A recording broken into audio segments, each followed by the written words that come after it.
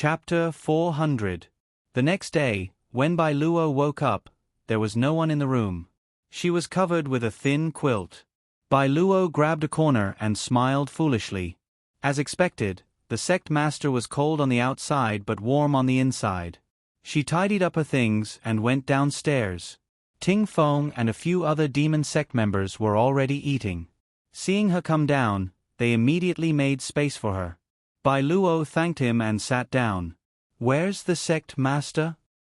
She's not in her room?" The group of disciples were astonished. When they came down, the shop hadn't opened yet. They didn't see their sect master go out. Bai Luo shook her head. It's fine. Sect leader must have something to do and went out. Miss Bai, please eat first." That's right. Sect leader is powerful. Don't worry." The group quickly changed the topic. Zhang Zhan didn't see Shi Shang when he came downstairs, so he went upstairs with a dark expression. Everyone sighed and shook their heads. With their sect master's attitude, wanting to chase Lady Wu Zheng was simply a fool's dream. Shi Shang walked around outside and found that Bai Luo was gone by the time he returned. When he asked the others, they also looked confused.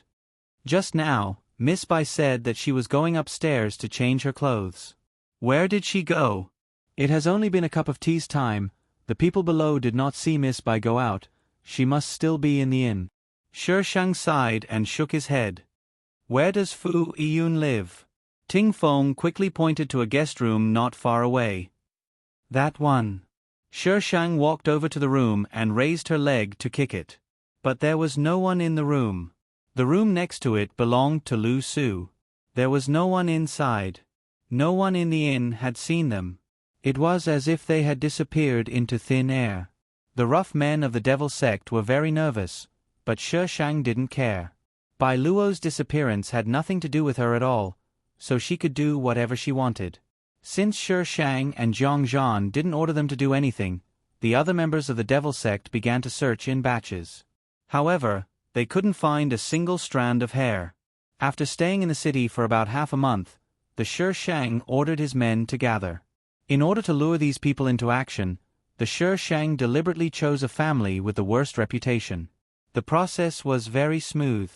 With Shi Shang's strong martial arts skills, the others basically acted as background and moved the items.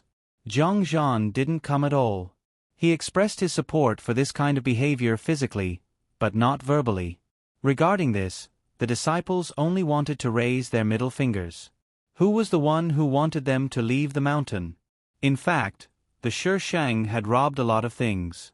She suspected that these people had stolen some things on the way. Otherwise, why was it still not enough even with so much money? When they were leaving, the group of rough men was somewhat unwilling. Sect leader, are we really not looking for Miss Bai? The world is so big, where can I find it? His words rendered these people speechless. The people on the mountain were still waiting for them to return. They ran into some trouble on their way out of the city. In the end, it was the Shi Shang who solved the problem by force and ran all the way out. In the end, they didn't get far from the city before they met an unexpected person. Lady Wu Zheng? The person who called her was in a sorry state. There were dried bloodstains on his face, his beard was unkempt, and his face was pale. If it weren't for the silk and satin he was wearing, he would have looked like a beggar. He came from the opposite direction of Shi Shang. He was probably injured, so he didn't move very fast. When he saw Shi Shang, he was clearly a bit surprised, but then he was pleasantly surprised. Second young Master Shen, are you going to experience the life of a refugee? Shi Shang rode on his horse and looked down at the people below him. Shen Xinghai smiled bitterly and shook his head. He cupped his hands and bowed. Can I ask for Lady Wu Zheng's help? Shi Shang raised his eyebrows slightly. This was another male lead. Let's hear it. Shen Xinghai was about to speak when he suddenly heard the sound of horse hooves and loud shouts. Wu Zheng, are you going or not? Zhang Zhan urged his horse back. When he saw Shi Shang talking to a man, he immediately became angry. He was actually talking to a man in such a friendly way. This man was so ugly, not even 1/10 as good-looking as him. Sect leader Jiang. Shen Xinghai greeted him politely and distantly. Jiang Zhan frowned and raised his chin, glancing at Shen Xinghai arrogantly. I don't know him. Who is this man? Shen Xinghai didn't say anything about Jiang Zhan's provocative behavior. Hurry up and leave. Jiang Zhan turned to urge Shi Sheng. Shi Sheng. Have I been too gentle with this guy lately? He even dares to yell at me? Lady Wu Zheng. Shen Xinghai was probably afraid that Shi Sheng would leave, so he called out anxiously. Shut up you. The whip in Shi Sheng's hand landed on Jiang Zhan's horse. The horse whinnied in pain and stomped its feet in frustration. Jiang Zhan was jolted for quite a while. He glared angrily at Shi Sheng. Wu Zheng, don't be ungrateful. Shi Sheng silently glanced at Ting Feng. What's wrong with your sect leader? Did he forget to take his medicine again? Ting Feng pretended not to see and turned to look at the scenery. Everyone else did the same thing. Some looked at the sky, some looked at the ground, and some looked at the sky, pretending to be blind the entire time. His sect leader was thinking of love. Shen Xinghai seemed to have noticed something and said gently, Sect leader Jiang, I'm just asking Lady Wu Zheng for a favor. What does it have to do with me? Jiang Zhan roared back. He slapped his horse's butt and galloped away.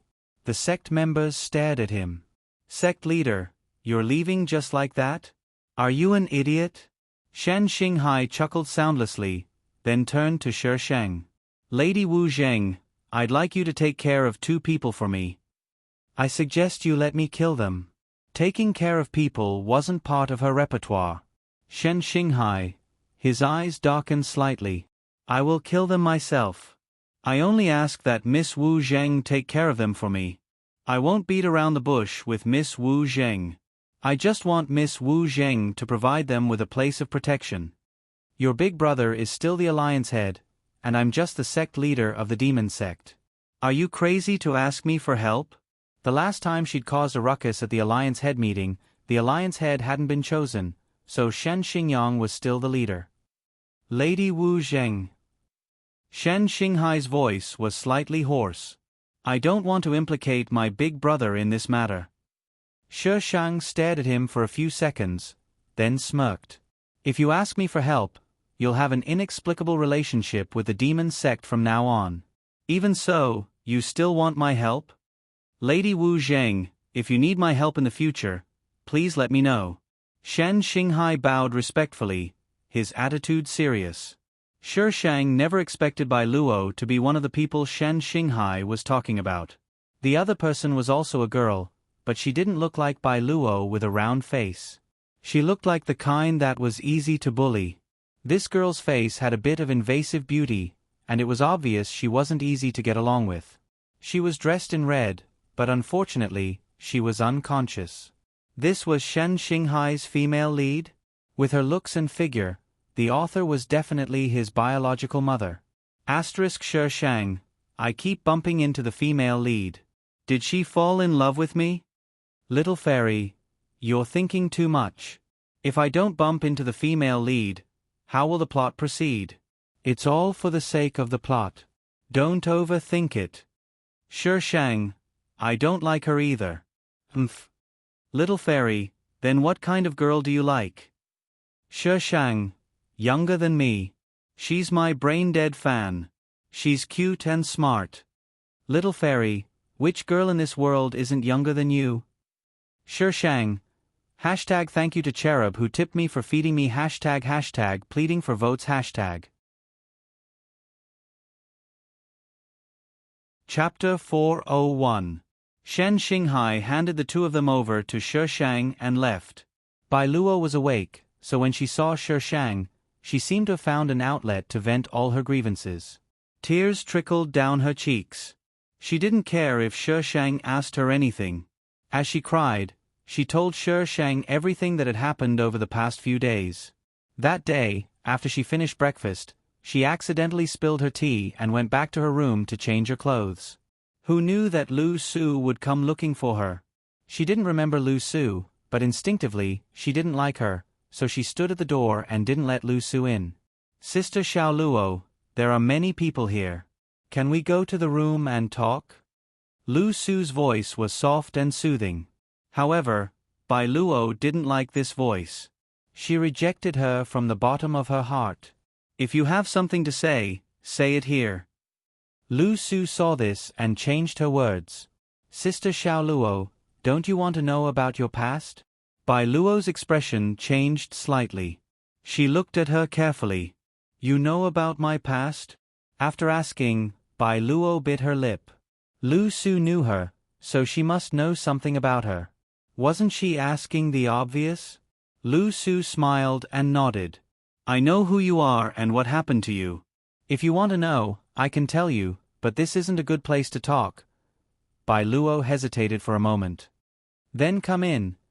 She wanted to know who she was and the memories she had lost. Lu Su shook her head and said, Miss Wu Zheng doesn't like me, so I won't go in. Lu Su tricked Bai Luo into her room.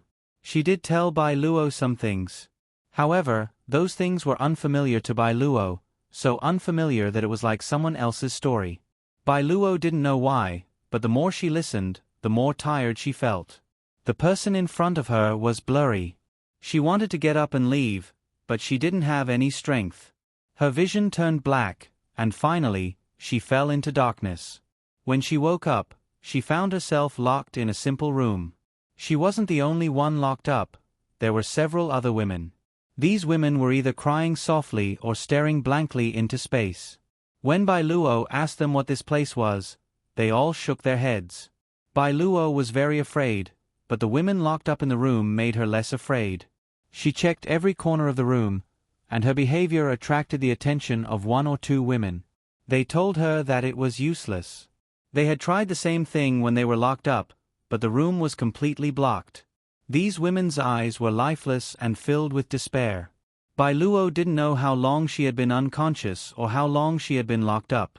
During this time, someone came to deliver food. The food was stuffed under the door, and it was just a few steamed buns. When the steamed buns were stuffed in, those crying and despairing women swarmed forward. They were desperate, but they didn't want to die.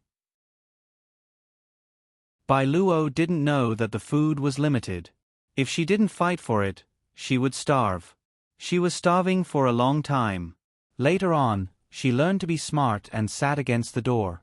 When the steamed buns were delivered, she was the first to grab one. Later, a woman in red was thrown in. When the woman was thrown in, she was still cursing loudly. She punched and kicked at the door, but it didn't open for a long time. When she delivered the food, the woman in red clearly didn't know that if she didn't snatch the food, she wouldn't be able to eat it.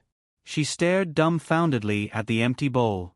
Each person was given 2 steamed buns, but some people took 3. As a result, some of the weaker women had no food.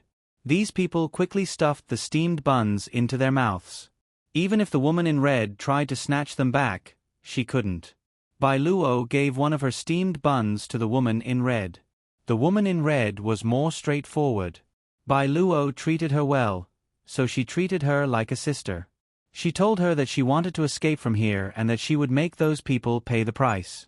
The woman in red planned for a long time and finally found an opportunity. However, they didn't expect that those women would betray them.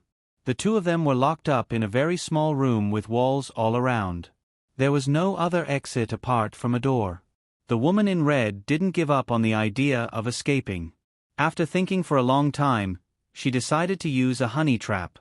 Bai Luo had a weak personality, but in the face of death, she still decided to fight the woman in red. The woman in red was in charge of the honey trap, while Bai Luo stood behind her and knocked out the people who came in. However, Bai Luo was weak. In the end, the 2 switched roles. Bai Luo was in charge of the honey trap, while the woman in red knocked out the people who came in. However, Bai Luo didn't know how to use a honey trap. In the end, the woman in red had no choice but to let Bai Luo stand there and make a few moves. The plan went smoothly. However, when they went out, they alerted people and were surrounded. At the critical moment, Shan Xinghai came to save the woman in red. Although they escaped, they were still pursued. In a short period of time, they had suffered, and experienced life and death. 2 nights ago, the number of people chasing them increased. They were blocked in a run-down temple. In order to escape, Shen Xinghai lured those people away and had the woman in red take Bai Luo away. Although they escaped in the end, the woman in red was injured. Shen Xinghai was going to enter the city to find medicine for the woman in red, but he didn't expect to meet Shi Sheng. That was why the incident just now happened. "Sect Master, I thought I'd never see you again," Bai Luo said with a sob as she pursed her lips. At that time, she thought she was going to die just like that. Shi Sheng leaned against the car window and pulled up the corners of his mouth. It was unknown whether he was laughing or mocking her. "Why did Lu Su kidnap me?" Bai Luo began to feel conflicted. Shi Sheng's eyebrows twitched as he listened to her rambling. This child is really naive. After a while, she faintly said, "Lu Su doesn't want you to return to Fu Yun's side. It's that simple." As the evil female supporting lead, her job was to separate the male and female leads. "But I've lost my memory and don't remember who Fu Yun is. And didn't you say they were a couple, Sect Master? Doesn't Fu Yun like Lu Su?" The naive girl asked several questions in a row. Shi Sheng couldn't tell her that the evil female supporting lead's job was to continuously court death and separate the male and female leads. That was the standard answer. However, explaining it to her wouldn't be easy, so she simply shut her mouth and didn't say anything. Let the naive girl feel conflicted on her own. Bai Luo was actually injured as well. Perhaps because she felt safe by Shi Sheng's side, she soon fell asleep. Shi Sheng lifted the carriage curtains. Zhang Zhan's horse was next to her. He had run off just now, but now he was running back and following her carriage from a distance. When Zhang Zhan saw Shi Sheng lifting the curtains to look outside, he immediately urged his horse forward and asked with a stern face, "Wu Jing, how can you just casually take someone back?" "She was sent here by someone else, I didn't pick her up," Shi Sheng corrected. Zhang Zhan was furious. "Do you really think the demon sect is your territory? Don't tell me she's not mine?" "No." Zhang Zhan roared out these 2 words, and no longer moved. He gritted his teeth and glared at Shi Sheng. If it wasn't for him, she wouldn't have become the sect master. "When I get back, I'll snatch the sect master's position back. Let's see what she can do to me then." Asterisk pleading for votes. Chapter 402. Back at the demon sect, Shi Sheng hadn't even warmed his seat when a few disciples ran over in a panic. Sect Master, someone's attacking us." The demon sect was actually located in a remote area. Back then, Shi Sheng had spent a lot of effort to find this place based on the plot. Someone had actually found this place. "Let's go take a look." Shi Sheng took out his iron sword and followed them to the mountain gate. The gate had only been built recently, so the words "Demon Sect" hadn't been carved on it yet. By the time Shi Sheng arrived, Zhang Zhan was already there and was currently arguing with someone. There were only 8 people on the other side, all dressed in the same uniform. Their bodies were tense, and they exuded an austere aura. "If you say she's here, then she's here. Show me the evidence. Without it, I suspect you're here to cause trouble for the demon sect. We saw it with our own eyes. Sect Master Zhang, hand her over and we'll mind our own business." The other side was calmer. "What's going on?" Shi Sheng whispered to Ting Feng, who was standing behind him. "These people are from Jadewater Mountain Village. They said we captured their eldest miss. Isn't that nonsense? When did we capture their eldest miss?" Ting Feng quickly recounted the situation. "I think they're here to cause trouble. I don't know how they found this place." Shi Sheng frowned. He grabbed Zhang Zhan's collar and pulled him behind him. "Why are you wasting words with them? Just fight them." Zhang Zhan was stunned for a moment. Then, he reacted. "Guys, attack." The demon sect had heard the commotion and gathered here. Zhang Zhan gave the order, and a group of people swarmed forward.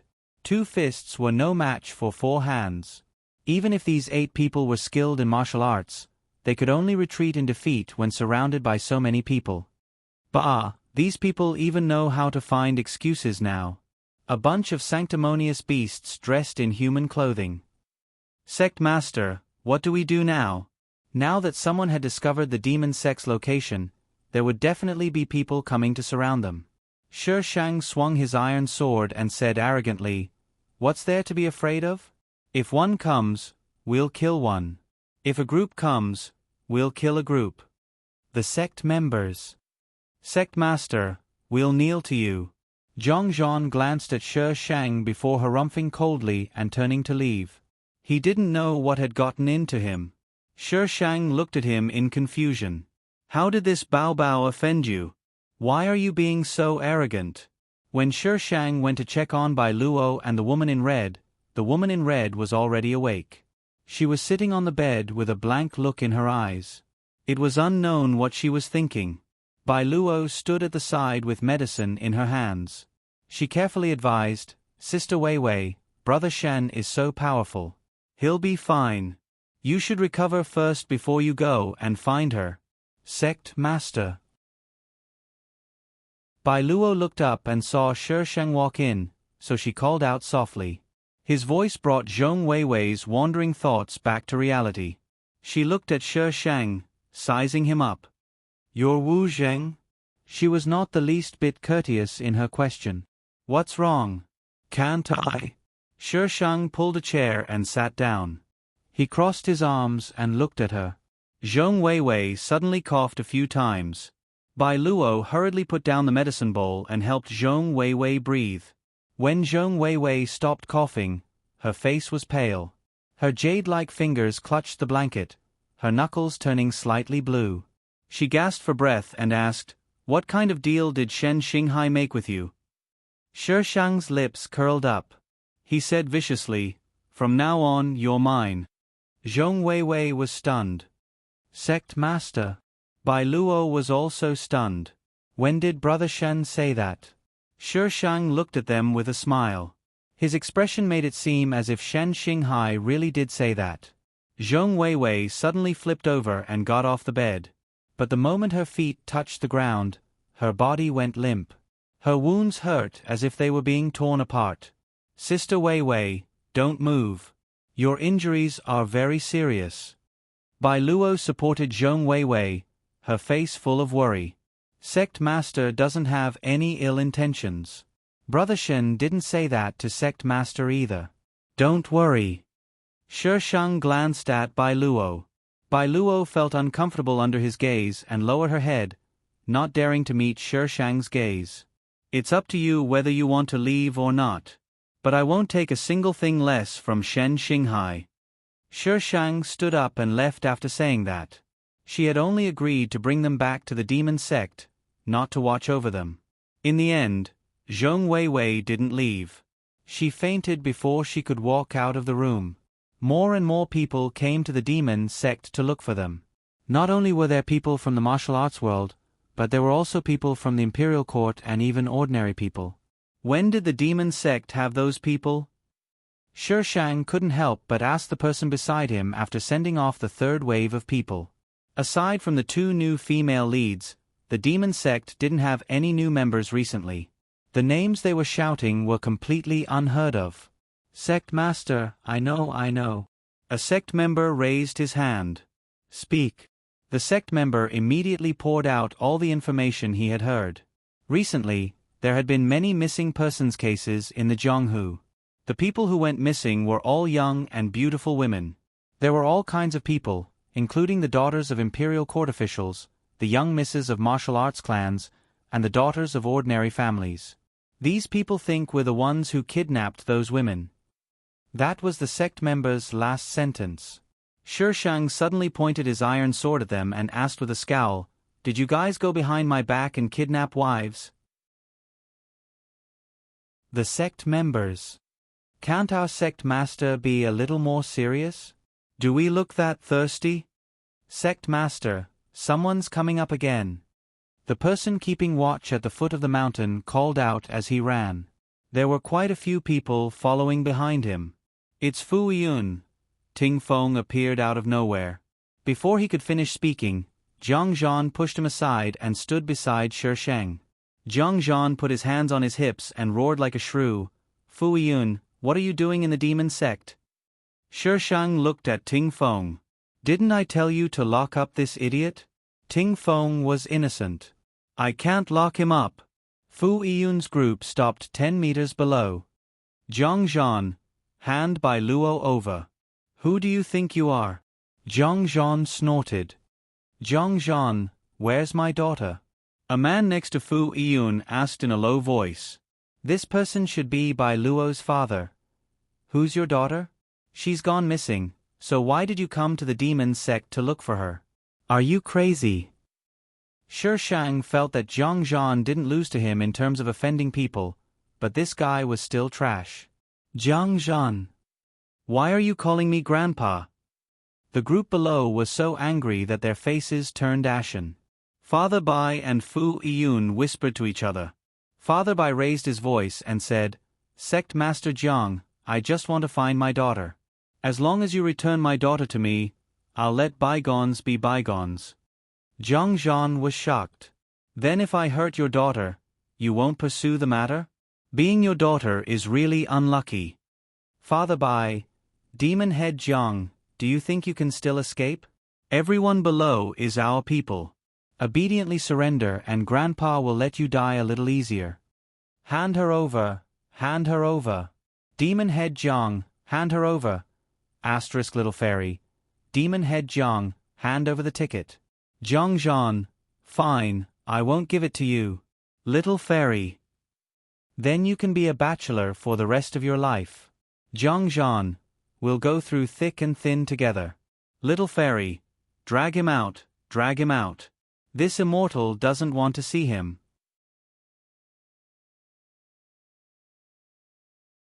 Chapter 403. Shi Sheng felt like they were really ignoring her. She was the demon sect's sect master, alright? Why were they all pointing at Zhang Zhan? This idiot came out to steal Ai's limelight. Shi Sheng pulled Zhang Zhan behind her. "Crazy woman, what are you doing?" Zhang Zhan glared at Shi Sheng. "You talk too much." Shi Sheng glanced at him indifferently. "If you dare take a step forward, I'll kill that puppy of yours." As expected, Zhang Zhan, who was about to take a step forward, paused and retracted his foot. His mouth, however, was still unforgiving. "You're just a woman. What are you trying to do? Just stand behind this sect master. Stand behind you and block attacks for you." Zhang Zhan stomped his feet in anger. "Don't look down on me. I'm just not that strong for now." Shi Shang spread her hands. "But they're attacking us now. Not that strong for now? Do you think you still have a cooldown to recover your health?" Zhang Zhan's gaze changed, and he suddenly fell silent. His hands slowly clenched into fists. "Sect Master, don't be rash." Ting Feng moved closer to Zhang Zhan and reminded him in a low voice. "What kind of man am I if I have to let her stand in front of me?" Zhang Zhan's voice was filled with resentment. "Sect Master." Ting Feng was in a difficult position. "Actually, Miss Wu Zheng is quite strong. You can't do anything about it now, can you? Wait until you get through the last half a year, then you can stand in front of Miss Wu Zheng." Ting Feng was afraid that Zhang Zhan would be rash and waste all his previous efforts, so she tried her best to persuade him. Zhang Zhan's expression relaxed slightly. There was only half a year left before he could reach the 9th level of the Nether Mantra. The Nether Mantra's early stages were very weak and basically useless. Moreover, it couldn't be used to cultivate other techniques. He had been cultivating the Nether Mantra since he was young, but after that incident, he couldn't cultivate other techniques even if he wanted to. He could only grit his teeth and continue cultivating the Nether Mantra. It was rumored that when the Nether Mantra reached the 9th level, one could summon clouds and rain with a flip of their hand. Yes, no one in the demon sect had ever reached the 9th level. He was the only one who had persisted for so long and was about to succeed. "Wu Zheng, what are you doing?" This scream pulled Zhang Zhan back to reality. He raised his head and looked in the direction of the sound. Just then, he saw Shi Shang raise his sword and slash at a man. The man was frightened and stepped back. He tripped and rolled down the mountain. Ah! Ah! His screams were getting closer and farther away. It's not my fault. He rolled down himself. Shi Shang spread out his hands, looking very innocent. If you don't cut him, can he roll down? Kill. The members of the devil cult were engaged in a fierce battle with the people below. Shi Shang stood a little behind them and didn't move. Fu Yiyun and Father Bai didn't move either, as if they were competing to see who was more patient. Saber light and sword shadows shuttled back and forth between them. Blood blossomed on the bluestone. Shi Shang slowly raised his hand, and the iron sword streaked through the air. The surging airflow seemed to have solidified and gathered around her. The grass and trees swayed, and the momentum was astonishing. Father Bai and Fu Yiyun immediately grew wary as they looked at the woman above. A smile slowly blossomed on her calm face. That smile was too brilliant, like the golden sunlight piercing through the dark clouds, or withered flowers coming back to life. Her body flashed, and she quickly flashed through the crowd. That brilliant smile from before seemed to have frozen in place. By the time Fu Yiyun and Father Bai reacted, they could only see figures falling down one after another. Sect Master is mighty. Sect Master unifies the Zhonghu. After losing their opponents, the devil cult members actually began to shout slogans. Fu Yiyun's expression changed slightly, and he pulled Father Bai down the mountain. This woman's strength had actually increased again. By the time Shi Shang finished dealing with those people, Fu Yiyun and Father Bai had already retreated down the mountain. Shi Shang had people throw the corpses away. She circled around the mountain once, and by the time she returned, the corpses were more or less cleaned up. Zhang Zhan and Ting Feng stood at the foot of the mountain. Sect Master, I've been wanting to ask you this for a long time. Didn't you use the cold moon sword before? What sword are you using now? It's so powerful. Ting Feng's eyes shone as he stared at the iron sword in Shi Shang's hand. Guyu rushed over from afar, presumably interested in the sword as well. Shi Shang looked at the iron sword in his hand, conflicted. What should I call it? Iron sword. Changing my name again? Master, have you almost forgotten my original name? Shi Shang said seriously, the world's #1 sword. Ting Feng. This name is so casual. Guyu. Vulgar. Zhang Zhan didn't say anything, but he looked at Shi Shang with a complicated gaze. Shi Shang gave Zhang Zhan a strange look. What's wrong with this child? He's not used to being so quiet. I'm going into seclusion. It was rare for Zhang Zhan to speak to him in such a calm tone. Shi Shang raised his brows. You'll be able to defeat me after you're done? Of course. Zhang Zhan's calm demeanor didn't last a minute, and his tail was sticking up in the air again. Shi Shang didn't comment. Zhang Zhan snorted. You better believe me. Let's wait and see. Shi Shang spread his hands. Then let's wait and see. Zhang Zhan looked around. Come with me for a bit. For what? Just come with me. Stop talking so much. Shi Shang. Who's the one talking the most? Zhang Zhan brought Shi Shang to a place where no one was around. He abruptly turned around and hugged Shi Shang. Before she could react, he immediately released her. Wu Jing, when I come out, I'll marry you. Shi Shang was dumbfounded. What the hell? Zhang Zhan's face was a bit red. Since no one wants to marry you like this, I'll reluctantly accept you. You're really wronged. Who the hell wants to marry you? Zhang Zhan's voice suddenly dropped. If I can come out. There were only 2 ways to reach level 9 of the Nether Mantra. Either you succeed, or you die. The atmosphere was a bit stifling. Zhang Zhan exhaled and rummaged through the room. He found a few things and stuffed them all into Shi Shang's hands. I'm leaving. If I don't come out, I'll leave the demon sect to you. He paused. I'll definitely come out. He didn't know if the last sentence was meant for Shi Shang or himself. He walked out of the room. The sunlight outside made him dizzy. He couldn't wait any longer. Ting Feng was right. She was very powerful, so powerful that he was a bit afraid. If he didn't move forward, he might not be able to catch up to her. Shi Sheng hugged the pile of strange things, still a bit confused. It took him a while to react. Zhang Zhan probably liked Wu Zheng. He remembered everything from his childhood so clearly. It wasn't like he had killed his father. The only explanation was that Zhang Zhan liked Wu Zheng. Unfortunately, she wasn't Wu Zheng. She couldn't be with him. Zhang Zhan going into seclusion didn't affect the demon sect at all. They already felt that Shi Sheng was a good leader. They had meat to eat and money to spend. Asterisk little fairy. Do you have tickets today? Cherub. Guess. Little fairy. Guess if I'll guess. Cherub. Guess if I'll guess if you'll guess. Little fairy. I won't guess. Sniveling, please.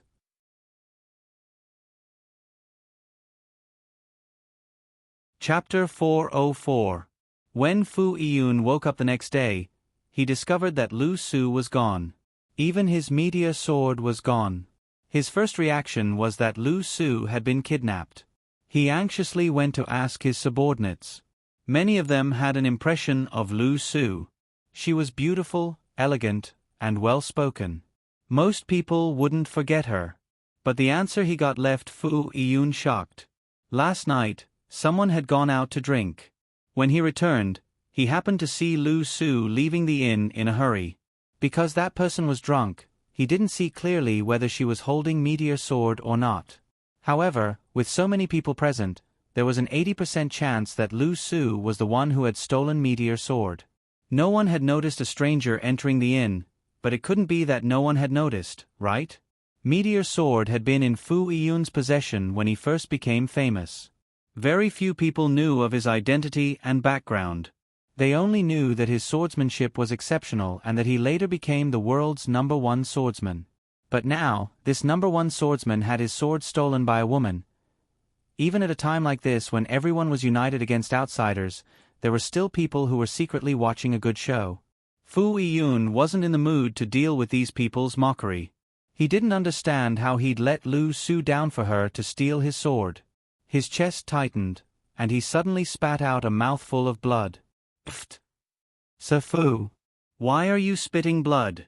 Hurry and call a doctor. Help Sir Fu up first. The scene was chaotic. The demon sect was surrounded, but these people found that they couldn't go up. They could see the path up the mountain, but once they went up, they would quickly return to their original spot. What the hell? No matter how we go, we'll return here. Is this ghost going around a wall? A group of people gathered together and looked at the mountain path with strange expressions. It's the Chiman Duanjia technique. As the Alliance Master, Shan Xingyang was naturally present. He was the calmest. Next to him was the Villa Lord of Jadewater Manor. He continued Shan Xingyang's words, I didn't expect the demon sect to have so many talents. The Chiman Duanjia technique was known to be quite miraculous. Hearing this, everyone quieted down. They hadn't heard of anyone who knew it. The demon sect isn't that easy to attack. Shen Xingyang sighed. That woman called Wu Zheng. If not for these people, he wouldn't have come. Alliance Master, do you have any ideas? Xingyang shook his head. He didn't know the Chiman Duanjia technique, so what could he do? Manor Lord Zhong glanced at Shan Xingyang, his eyes flashing. Why don't we try a fire attack? Chiman Duanjia needed to rely on external objects. If they set fire to the mountain, they should be able to break it, right? Shen Xingyang didn't say anything. How could the Chiman Duanjia be broken so easily? However, these people had no choice but to try. The fire was burning, but there was a limit. Once it reached a certain point, it could not advance any further. There seemed to be an isolation line there. The fire was burning very vigorously outside, but the trees inside were not touched by any sparks. Just as the people outside were surprised, several figures appeared on the bluestone road down the mountain, pointing at the fire that was only a step away from them. Sect Master is right. These flames really can't reach us. Sect leader is amazing. Sect leader even said that they can't break in. I wonder if that's true. Do you want to try? Who's to blame if he dies? Are you stupid? I didn't ask you to stand there and let them hit you. Don't you know how to run? Thus, the group was provoked. Their attacks could only reach the isolation line of the fire, and they would be reflected back. Fuck, what kind of men are you hiding in there? Come out if you have the guts. Little bastards of the demon sect, come out. Grandpa is waiting for you outside. The demon sect members raised their middle fingers in unison, then glanced at each other before running up the mountain. Bastards, what are you running for? Can you hide in there forever? The curses of the people below grew louder and louder, but no one appeared on the mountain path. Just as they were about to stop, a large group of people ran down from the mountain. The crowd from the righteous sects. What's going on? Having people appear was better than having no one pay attention to them. Thus, they cursed even louder, wanting to force the demon sect members out of their turtle shells. However, it was useless. The group stood on the mountain path and didn't say anything, only pointing at them. That black guy, all he does is call us bastards. If you don't know how to curse, then don't curse. Don't you feel ashamed? Why don't I see that pretty boy Fu Yun?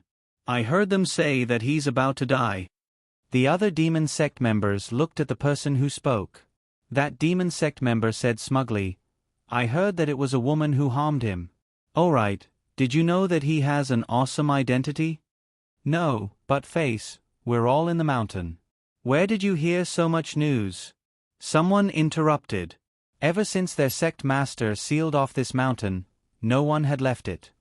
I snuck down at night and heard them say it. The demon sect member called Buttface chuckled. You've got guts. Don't interrupt. Listen to me. Buttface gestured for them to be quiet. I heard that this Fu Yun is the current 9th prince, the son of the number 1 beauty who once shook the world. 9th prince? Sect master. The crowd parted, and Shi Shang walked down the steps. Fu Yun is from the imperial family? Prince? Awesome. The plot didn't mention this, so Shi Shang naturally didn't know. But Face scratched his head. Sect master, I only heard it from them. I don't know the details. Shi Shang didn't continue the topic and looked outside. The people outside had probably seen her, for they all stopped cursing and turned to look at her.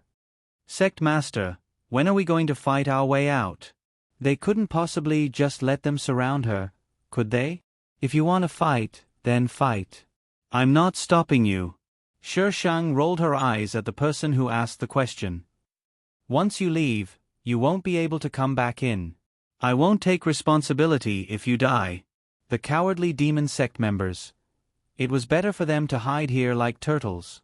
But that didn't stop them from attacking the people outside in other ways. As long as they stood in a safe zone, the people outside couldn't do anything to them. They were addicted to this game and used different methods to torment the people outside every day.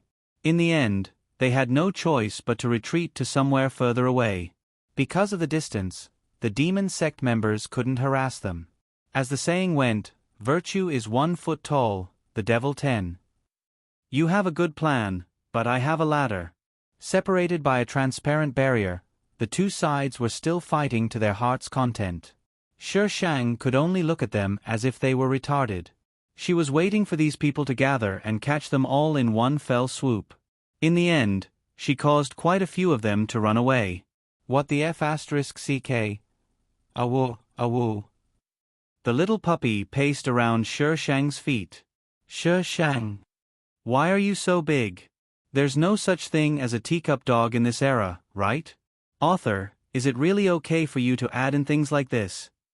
Asterisk hashtag thanks to the cherub's tips hashtag asking for votes hashtag asking for monthly votes hashtag asking for tips hashtag.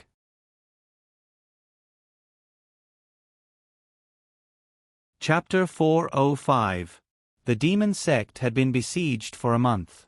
Early in the morning, Shi Shang heard that the demon sect members were particularly excited. Sect leader, are you awake? Ting Feng banged on the door loudly. Shi Shang opened the door. What are you doing? Can't you let me sleep early in the morning? There's an infighting down there. Sect leader, do you want to go take a look? Ting Feng was excited. Shi Shang frowned. What infighting? Let's go, let's go. Ting Feng was bold enough to drag Shi Shang away. The puppy crawled out of the house and waddled behind Shi Shang. However, it stopped at the bottom of the stairs. It was too high to go down. Shi Shang passed by the mountain gate and looked up. He was startled by the figure standing upright above. Guyu moved. Wasn't Guyu always on the roof? Now he was absorbing the essence of the sun and moon. Ting Feng followed his gaze and looked around. You can see the bottom from here. Shi Shang. So why not go down and take a look? Half of the demon sect members were down there. When Shi Shang came down, they immediately gave up the best viewing position. The people in the distance formed 3 groups. Shen Xingyang and Shen Xinghai were in one group. Village head Zhong was in another. The leader of the last group was unknown. Father Bai wasn't there. The 3 groups each occupied one side. The atmosphere was tense. When did Shen Xinghai come? Last night, Buttface answered immediately. Buttface replied immediately, I heard him and Shen Xingyang talking about the kidnapping of the young girl. Then this morning, Shen Xingyang and Zhong Han quarreled. Shen Xingyang accused Zhong Han of being the mastermind behind the kidnapping. They already fought just now. Zhong Han, the village head of the Jadewater village who wanted something from her. He's the mastermind behind the kidnapping case, so he was the one who kidnapped me? Why is Zhong Weiwei over there? Shi Shang suddenly pointed at a red figure in the crowd. Zhong Weiwei, Zhong Han? These 2 couldn't be father and daughter, right? They left early in the morning. We couldn't stop them, Ting Feng replied. Shi Shang couldn't hear what they were saying because they were too far away. She walked outside. Hey, sect leader. Why are you going out? Ting Feng hesitated for a moment, but still decided to give chase. Since the sect leader and the protector had already left, the others could not help but follow suit. As a result, Shi Shang led a group of people and approached them aggressively. The people on the other side also noticed Shi Shang coming over, and they all looked at Shi Shang. Which Wu Zheng, stop right there. Do I have to stop just because you tell me to? How embarrassing. Shi Shang sneered and continued to walk forward for about 10 meters. Everyone. So if you take a few steps forward, you'll gain face? You're having a meeting so early in the morning? Mind if I watch? Shi Shang smiled at Shen Xinghai. Shen Xinghai nodded slightly at her. Do as you wish, Miss Wu Zheng. Shen Xinghai. Zhong Han roared. Do you want to collude with the devil sect? Shen Xinghai looked over in a manner that was neither servile nor overbearing. Manor Lord Zhong, Miss Wu Zheng is only here to take a look. She can also be a witness. Zhong Han's reaction was a bit extreme. She's the leader of the devil sect, why would she be a witness? Shen Xinghai, have you been colluding with the devil sect for a long time?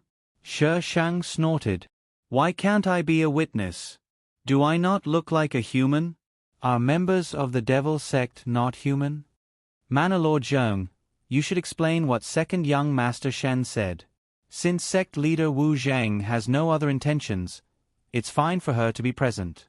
After all, this matter involves the devil sect. A third party tried to smooth things over. I've already explained. Zhong Han's face was cold. My third brother was in charge of those businesses. I have no idea what he was doing. Shen Xinghai looked at Zhong Weiwei. But Miss Zhong also said that when Third Master Zhong was alive, he handed over all his businesses to Manor Lord Zhong. How could Manor Lord Zhong not know? What does a silly girl like her know? Zhong Han glared at Zhong Weiwei threateningly. Zhong Weiwei's expression did not look too good. When Zhong Han glared at her, anger flared in her eyes. Second uncle, why are you in such a hurry to throw dirty water at my father? I'm telling the truth. Zhong Han frowned. Wei Wei, you're still young. You don't understand these things. I'll explain it to you when we get back. Don't help an outsider against second uncle. We're family. Who's family with you? Zhong Wei Wei. Shi Shang was surprised. So they weren't father and daughter. Shi Shang ordered the Devil Sect members to go back and get stools. There was going to be a good show to watch. Everyone. Did this Devil Sect leader really think they were here to watch a show? When my father was alive, you took back all those businesses. If it wasn't for my mother's dowry, our family would have starved to death. Second uncle, aren't you afraid of being struck by lightning for saying this? Shen Xinghai stepped forward and hugged Zhong Wei Wei, gently patting her back. Fine. Since you said that I took back those businesses, what evidence do you have to prove that I took them back? Shi Shang listened for a while before connecting the dots. Shen Xinghai wanted to find out who was chasing after them. In the end, he found out that those people were from Jadewater Village. Zhong Wei Wei was the daughter of Jadewater Village's third Master Zhong. Third Master Zhong passed away half a year ago, leaving only Zhong Wei Wei and her mother. Zhong Wei Wei's mother wasn't in good health. Not long after Third Master Zhong passed away, she also passed away, leaving Zhong Wei Wei alone. As the young miss of Jadewater Village, she was being chased by people from Jadewater Village. This made Shen Xinghai very surprised, so he continued to investigate. A few brothels under Jadewater Village forced women into prostitution and secretly engaged in human trafficking. This time, the disappearance that had caused a huge uproar was related to Jadewater Village. But now, Zhong Han pushed the blame to the dead Third Master Zhong. As the saying goes, dead men tell no tales. Zhong Wei Wei was definitely unhappy. She always knew that her second uncle didn't get along with her father, but she didn't expect him to be so ruthless. He sold her and even pushed the blame to her father. He didn't treat her family as family. If village head Zhong wants evidence, I naturally have it. Shen Xinghai motioned for Zhong Wei Wei to stop talking. Zhong Wei Wei's eyes were a little red and misty, but she didn't shed a single tear. Zhong Han was still calm. Second young Master Shen, take out the evidence. Shen Xinghai took out a few booklets from his sleeve and directly handed them to a neutral third party. Everyone, look carefully. These are the names of all the abducted women. Village head Zhong's seal is at the bottom. Those people passed the booklets around. It really is village head Zhong's seal. It really is. Zhong Han's expression finally changed. In the end, the booklets were passed to him. He opened the booklets. He definitely wasn't familiar with the booklets, but the seal was indeed his. But he had never stamped such a name list before. Which idiot would use his own seal to do something bad? Zhong Han closed the booklets. Second young Master Shen, I've never seen such a thing. Moreover, things like seals are very easy to fake. When my third brother was alive, he could enter and leave my study at will. He could also get my seal. You're talking nonsense. Zhong Wei Wei was so angry that her face turned red. You've never allowed anyone to enter your study. Since when could my father enter and leave your study at will? Asterisk update frowny face Yun Shuei-chan Devilheart. Cherub update. Please vote.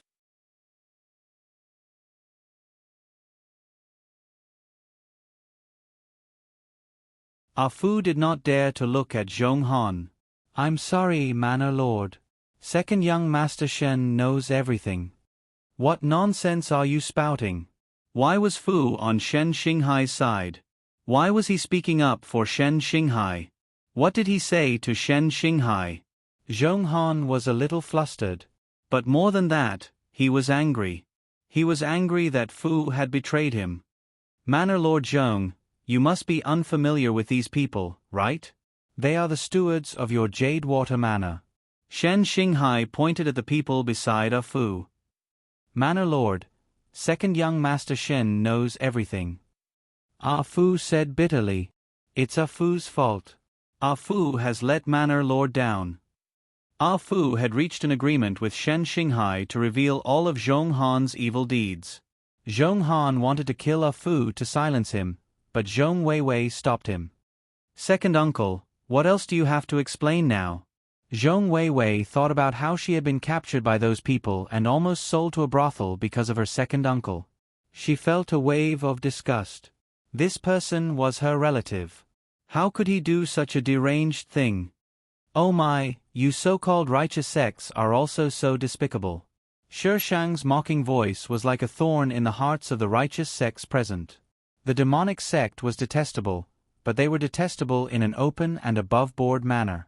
Moreover, they did not lay a hand on the elderly, the weak, women, or children.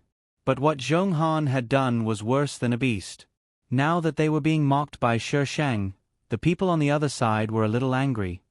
"Zhong Han, I really didn't expect you to do such a thing." Zhong Han knew that there was no use in quibbling now. He quickly reached out and grabbed Zhong Weiwei, strangling her neck. He shouted at the others, "Don't come over. If you do, I'll strangle her to death." Shen Xinghai's face tightened. He reached out and stopped the people behind him who wanted to rush forward. "Manor Lord Zhong, let go of Weiwei.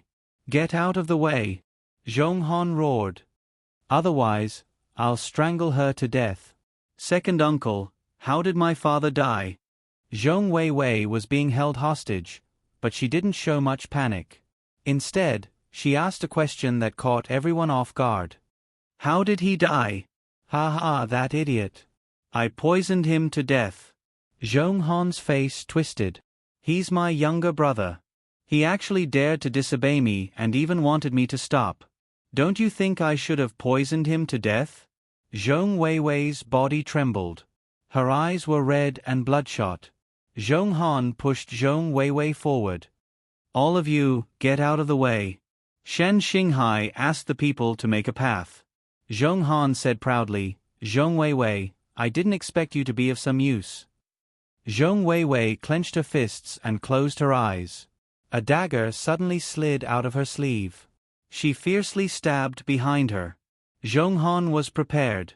Zhong Weiwei's dagger only scratched his clothes.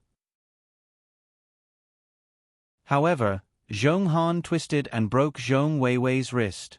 Crack. It was a very loud and clear sound. "Bitch, you still want to resist?" Zhong Han roared. Suddenly, the smell of blood rose from his chest. He opened his mouth and spat out a mouthful of blood. His body suddenly lost all strength. He couldn't even hold on to Zhong Weiwei. Seeing this, Shen Xinghai immediately went forward and pulled Zhong Weiwei into his arms. The people behind Zhong Han were in the same situation. They fell limply to the ground. Soon, the ground was filled with people. It was a spectacular scene. Other than the demon sect, no one was spared. Even Shen Xinghai felt weak. However, it wasn't as serious as the others. He couldn't even stand up. Wu Zheng. When did this demoness poison them? This shout cleared everyone's confusion. It was her. She was the only one here who could poison them without anyone noticing.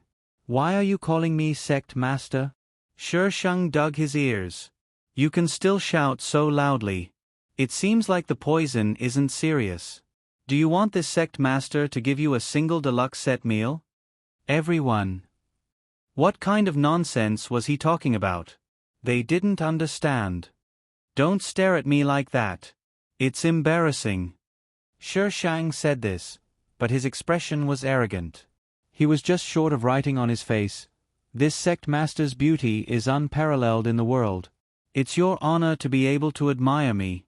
Hurry up and worship me." Asterisk little fairy. Shameless again. System. She never wanted it. Shi Shang. Shameless people are unparalleled in the world.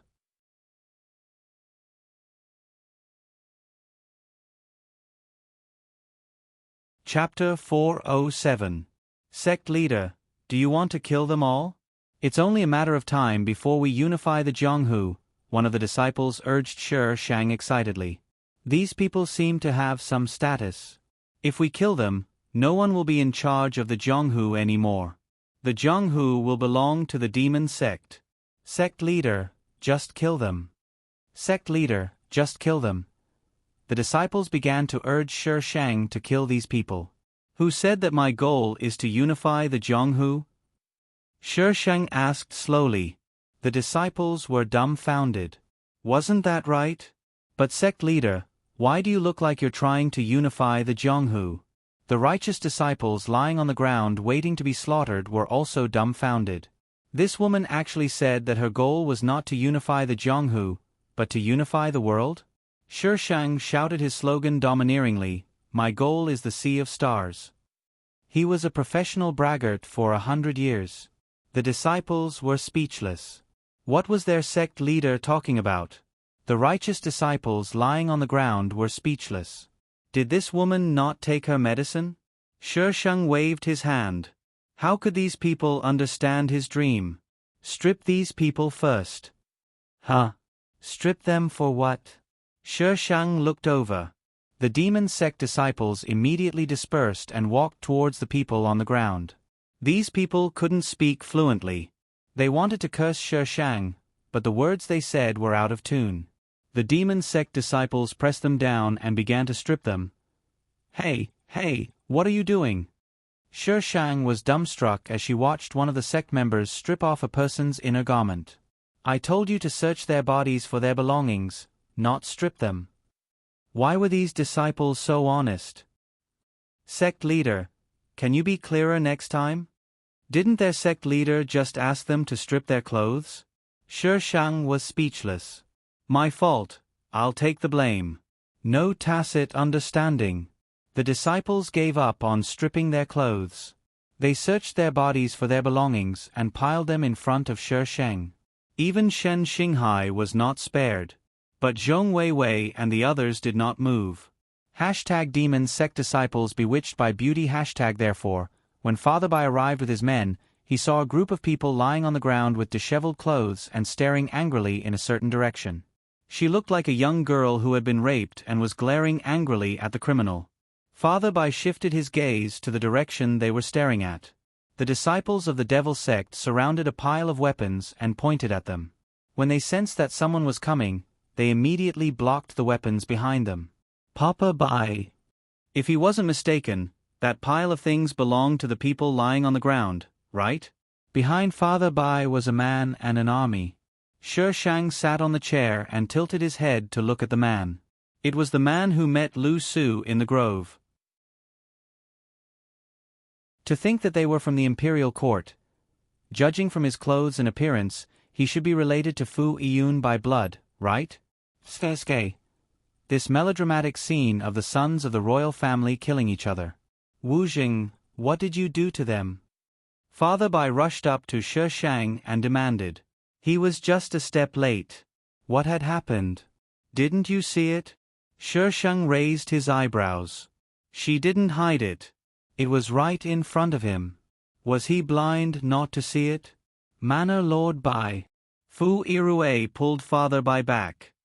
Don't fight force with force. It was obvious that this woman had the advantage in this situation. If she could easily take down so many people, she could naturally do the same to them. This was Fu Irue's first time seeing this demoness, who was the talk of the pugilistic world, up close. Fourth Imperial Prince, Fu Irue raised a hand to interrupt Father Bai. My mission is to apprehend the culprit behind the kidnapping case. Everything else is beyond my jurisdiction. After a pause, he continued, if this prince interferes in the affairs of the Jianghu, wouldn't that be breaking the rules? Father Bai frowned. As a prince, Fu Irue represented the imperial court. It was indeed inappropriate for him to interfere. However, he hadn't brought many men with him, and he'd lost quite a few last time. If he had to face off against so many devil sect disciples. Fourth Imperial Prince, I can consider the matter of the weapons you mentioned last time. Hidden Sword Manor was the only faction that didn't belong to the imperial court but provided them with weapons. The fourth Imperial Prince had already mentioned it to him twice. He hadn't agreed before, but he had no choice now. This woman, Wu Jing, had to be eliminated. Otherwise, the Jianghu wouldn't be peaceful in the future. Fu Irue's gaze was as malicious as a poisonous snake's. Will Manor Head Bai keep his word? Of course. Father Bai's expression darkened. Good. What good? He said he'd consider it, but he didn't say he'd definitely give it to you. When the time comes and you're done helping him, he'll find an excuse to reject you. He might even sell out the fact that you privately bought weapons to the imperial court. Fourth Imperial Prince, you'd better be careful. The Shishang's sinister voice rang out. Fu Irue looked at the Shishang with a measuring gaze. It wasn't the kind of gaze one would look at a beautiful woman, but rather a deeper one. She dared to say anything. He wouldn't dare. Fu Irue's lips curled into a cruel smile. Wu Jing, if you consider following me, I can spare your life. If you kneel down and call me ancestor, I can send you to the throne. She dared to show off in front of his pretentious ancestor? She was looking for trouble. Fu Irue. It wasn't that she dared to say anything, but there was probably nothing she didn't dare to say. Did she think the throne was a cabbage that could be easily given away? If the throne was so easy to obtain, he wouldn't have had to go through so much trouble. This woman was too arrogant and conceited. Fourth Imperial Prince, Father Bai reminded him. Fu Irue raised his hand, and the troops behind him immediately drew their swords. The moment Fu Irue's hand fell, the troops instantly surged toward the Shishang. The Shishang looked at Fu Irue through the crowd, his gaze as calm as a cold lake. It was as if he had blocked out the sounds of fighting in front of him, causing no ripples in his eyes. There wasn't even a trace of anger. Fu Irue suddenly felt a chill run down his spine. Like a venomous snake, it slowly coiled around his neck and tightened. His heart raced, and he found it difficult to breathe. He didn't even feel this strange when facing his imperial father. That's right, it wasn't pressure. It was a very strange feeling. He took a step back, and the Shishang moved at this moment.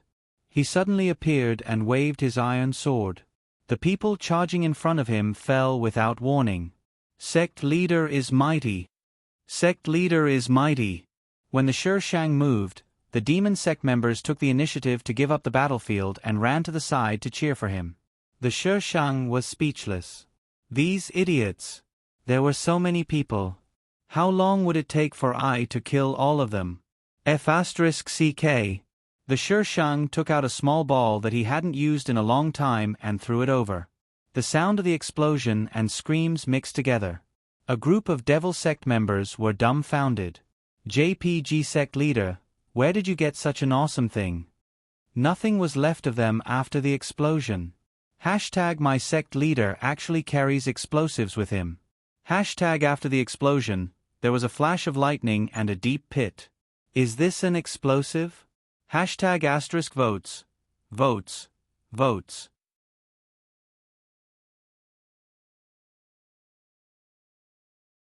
Chapter 408. It felt good to throw them, but it was a tragedy for Shishang after that. She heard the sound of thunder in the sky. She had only thrown 3 of them. She hadn't reached the upper level yet. Heavenly Tao, why didn't you follow the rules? Shishang hurriedly killed the last few people and took down Father Bai and Fu Irue. Tie these people up and wait for me to come back. Shishang hurriedly left after saying that. She didn't want to be struck into charcoal in front of these idiots. After leaving their line of sight, Shishang sat on the iron sword and rushed to a deserted mountain range. Many thunderclouds had gathered above her head. They were dark and dense, and purple lightning flashed in them. It was a shocking sight to behold. Shishang swallowed and quickly put on all kinds of clothes and magic treasures. In the Xianxia world, the iron sword could absorb these heavenly lightning, but it was better to be safe.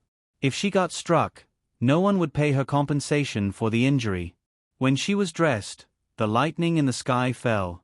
Probably because there was no spiritual energy in this world, the power of the lightning was not as strong as in other worlds. When it struck Shishang, all her hair stood up. The magic treasures on her body blocked all the lightning except for her hair. But the feeling of the electric current flowing through her body was very uncomfortable. When the next batch of lightning fell, Shishang decisively blocked it with the iron sword. The iron sword refused to give up. When the lightning struck it, Shishang could not feel the electric current. When the lightning stopped, the heavenly Tao was not convinced. The thunderclouds did not disperse for a long time, as if they were going to strike again. Rumble, the sound of thunder resounded through the sky, and the ground seemed to tremble. Shi Shang pointed the iron sword at the sky. That's enough. You're not convinced after the first strike, and you want to strike again? Who taught you this rule? The sound of thunder gradually faded. After a while, the thunderclouds reluctantly dispersed. Shi Shang sat on the ground. His arms were so sore that he could not lift them. Shi Shang looked at the iron sword. There was still a small electric current running along the blade of the iron sword, bringing with it sparks. Shi Shang didn't know if it was because of the lightning, but he felt that her sword seemed to be brighter than usual. Waiting for the electric current covering the iron sword to disappear, Shi Shang held the iron sword and examined it several times. It was no different from before. Was he really blinded by the flash? Have you become more powerful? Shi Shang flicked his iron sword. Buzz. The iron sword trembled. Shi Shang frowned slightly. You want blood? Buzz. Shi Shang rolled up his sleeves. Without hesitation, he slit his sleeve and dripped his blood onto the iron sword. But the blood slid down the blade. Wang. The iron sword trembled violently. No.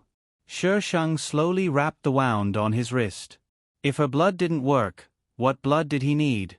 Shi Shang suddenly thought of Zhang Zhan. Did he need his blood? Buzz buzz. The iron sword seemed to agree with Shi Shang's idea. Shi Shang was a little scared. This sword was stained with the blood of the 4 Yin people. It looked as if it wanted to kill the whole world. Buzz buzz buzz buzz. The iron sword transmitted its consciousness to Shi Shang. Upgrade. You can still upgrade? After upgrading, what will you be? Can you become a transformer? The iron sword. After upgrading, it would still be a sword.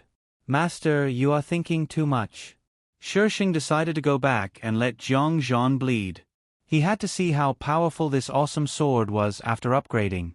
When Shi Shang returned, the group of idiots from the demon sect were already eating barbecued meat together. The righteous sects were all tied together. Their faces were filled with hatred. They wanted nothing more than to pounce on the demon sect members who were eating meat in front of them. Shi Shang could smell the aroma from afar. After being struck by lightning, Shi Shang urgently needed to eat something to calm down. He walked over and snatched a piece of meat from one of the demon sect members who was about to put it into his mouth.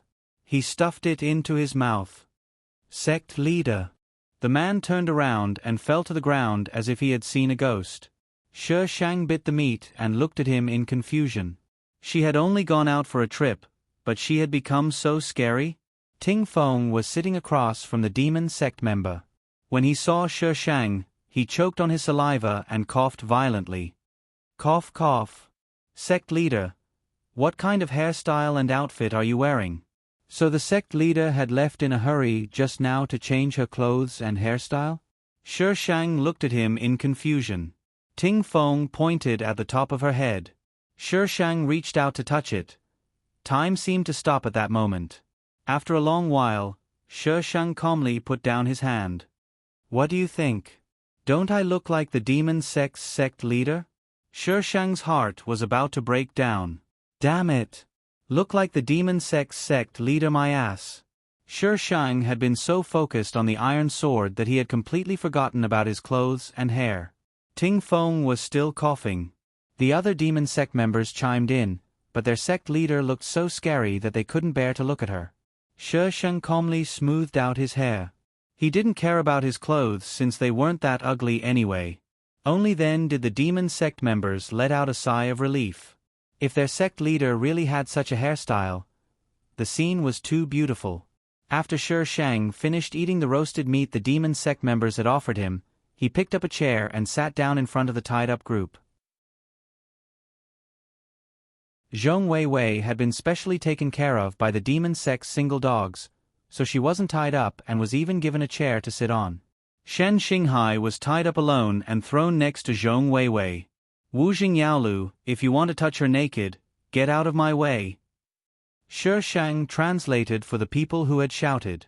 Witch Wuzheng, what are you trying to do? Let us go. It wasn't easy to catch them, so wouldn't it be embarrassing to let them go just like that? Shi Shang didn't know what kind of poison he had used, but it was something that the original owner had always carried with her. She had tested it on those who wanted to kill her before. They wouldn't die, but their bodies would go limp and they wouldn't be able to speak properly.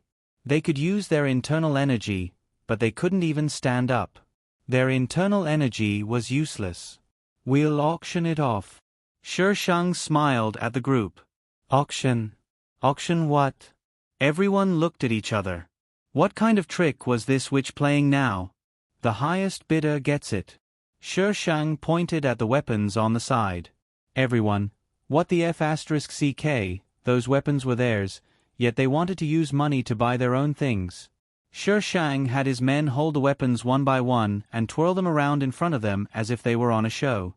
In the end, they began to auction off the weapons one by one. These people's weapons were all good stuff. They were priceless, so no one was willing to buy them at first. These weapons were theirs to begin with, so there was no reason for them to use money to buy them. In the end, Shi Shang took the sword and started to destroy it. This time, those people couldn't hold themselves back. If they didn't bid, there would be no more weapons. Other than the first weapon that was destroyed, the rest were all sold at high prices. The demon sect didn't have to eat dirt for a while. The last sword was the meteor sword, which they had obtained from Fu Irue. The meteor sword was ranked third on the weapons list. Its power was undeniable. This group of people had gone all out to bid for the meteor sword. However, no matter how rich they were, they couldn't compare to Fu Irue. In the end, the sword returned to Fu Irue. Please bring your money to the demon sect to collect it. Alright, you can leave now. Everyone. Leave my ass. Give us the antidote. Shi Shang slapped his forehead. I don't know what the antidote is, but it won't kill you. Don't worry. Asterisk votes. Votes.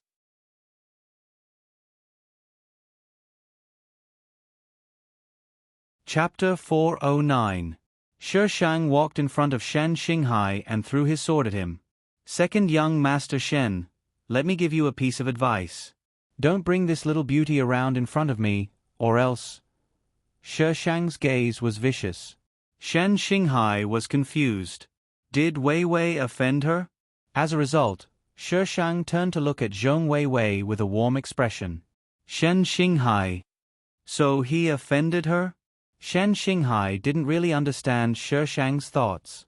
Shen Xinghai didn't even react when she brought a group of chattering disciples up the mountain. That was it. Why did it feel so unreal? Zhong Wei Wei wasn't tied up. After Shi Shang left, she helped untie Shen Xinghai, but because she didn't have much strength, it took her a long time to untie him. Shi Shang heard from the disciples that Zhong Wei Wei killed Zhong Han with her own hands. Zhong Han killed her father, so it was natural for her to kill him. Those people stayed at the foot of the mountain for 2 days before recovering their strength. No one dared to go up the mountain to cause trouble, so they all went home to get money to redistribute their weapons. For a long time, the demon sect was very lively. The so-called counting money until one's hands twitched could probably describe the demon sect members' feelings right now. The sect leader got so much money without any effort. It was enough for them to eat meat for a long time. The demon sect members were happy, but there were also some who weren't. Those who bought good things were the most nervous. Not only did they have to be wary of the original owner, but they also had to be wary of people who were more powerful than them. They weren't safe at all. It took a long time for the people of the Jianghu to understand Shi Shang's sinister intentions. However, Shi Shang only wanted to make a fortune at that time. Father Bai had been waiting at the foot of the demon sect's mountain, wanting to see Bai Luo. Bai Luo's memory loss showed no signs of improving. Although she met Father Bai, she didn't want to leave with him. She trusted the demon sect more now. Father Bai wasn't someone who idled around all day. He still had things to take care of. He saw that Bai Luo was really doing well in the demon sect, so he gave Shi Shang a few boxes of silver and asked him to take good care of Bai Luo. His daughter was there, Sigh, even if it was the demon sect, he couldn't do anything. He couldn't beat him in a fight, so he could only bribe him. Bai Luo had always been the most beautiful woman in the demon sect. A bunch of single dogs worshipped her like a goddess, and no one was allowed to profane her. Shi Shang was speechless. Was she, the sect leader, just air? In any case, she was still as beautiful as a flower. The cult members expressed that the cult master belonged to the previous cult master, and they did not dare to encroach upon him. Speaking of Zhang Zhan, Shi Shang was a little angry. That guy had been in seclusion for 3 months. Her sword was already thirsting for blood, all right? Shi Shang had recently shifted his position and stood guard outside the secret room where Zhang Zhan was in seclusion. Half a year later, Shi Shang waited until mushrooms grew on his head before the closed stone door was opened. The moment Zhang Zhan came out, he saw Shi Shang and was stunned. "Why are you here?" "She was actually waiting for me outside. She was actually waiting for me outside. Ha ha ha, I knew that she would definitely bow down to Ai's beauty." Shi Shang had no idea what was going on in Zhang Zhan's mind. Right now, she only wanted to bleed. Therefore, Shi Shang directly pounced on him. "How passionate! Since you're so passionate, I will reluctantly give you a hug." But before he could hug her, he felt a chill on his wrist. A gleaming iron sword was resting on his wrist, and he subconsciously used his internal energy to shake it. In Shi Shang's eyes, Zhang Zhan was a piece of trash, but this time, it was completely different. She only felt an earth-shattering force sweeping toward her. The iron sword buzzed from the impact. Shi Shang was sent flying by the shockwave. Shi Shang looked at the person standing in front of the stone door in disbelief. "Zhang Zhan, did you eat spinach or something?" Soon, she could no longer see him. Only the whistling wind could be heard, constantly slapping her body and cheeks. F***ck your uncle. Behind him was a cliff. Zhang Zhan obviously did not expect the force to be so great. After Shi Shang fell, his expression changed and he jumped down as well. As soon as he jumped down, a figure rushed up from below and almost knocked him over. When he looked again, the figure below him had already disappeared. He hurriedly stepped on the rocks of the cliff and jumped up. Before he could steady himself, the cold glint of the iron sword came straight at him. "Crazy woman, what are you doing?" Zhang Zhan was furious that she wanted to cut him as soon as he came out. He threw his previous excitement to the back of his mind. "I'm letting out some blood," Shi Shang said calmly. "Come here and let me cut you." Crazy woman. How could Zhang Zhan be willing? He jumped down the cliff again. He did not like this kind of crazy woman. She let out his blood as soon as she came up. Zhang Zhan realized that the whole world had changed after he went into seclusion for a few months. Not only did the demon sect have beautiful houses, but their food and clothing had also evolved from poor people to rich people. How many people did that crazy woman take her followers down the mountain and rob? "Sect Master, you really succeeded?" Ting Feng surrounded Zhang Zhan with a face full of curiosity and shock. No one had ever reached the 9th level of the Nether Mantra. "Who am I?" There was nothing he could not do. "It's useless," Guyu gave a short but powerful comment. Zhang Zhan shouted, "What do you mean it's useless?" "Guyu, let's fight right now." "See, I's not that easy to bully." In the past, he couldn't even beat his own enforcer, but it was different now. He was the man standing at the peak. Guyu did not immediately agree. Instead, she gave him a meaningful look and flew up, landing on a nearby roof and beginning to absorb the essence of the sun and moon. Zhang Zhan. What did she mean? Was she looking down on him? Seeing that Zhang Zhan was about to get angry, Ting Feng quickly comforted him. "Sect Master, calm down. What Guyu means is that no one dares to cause trouble for the demon sect now. Your skills are useless." That should be what Guyu meant. Yes, that must be it. Ting Feng affirmed himself in his heart. Has the demon sect turned over a new leaf? Zhang Zhan asked after a while. Those people actually did not cause trouble for the demon sect? Ting Feng shook his head.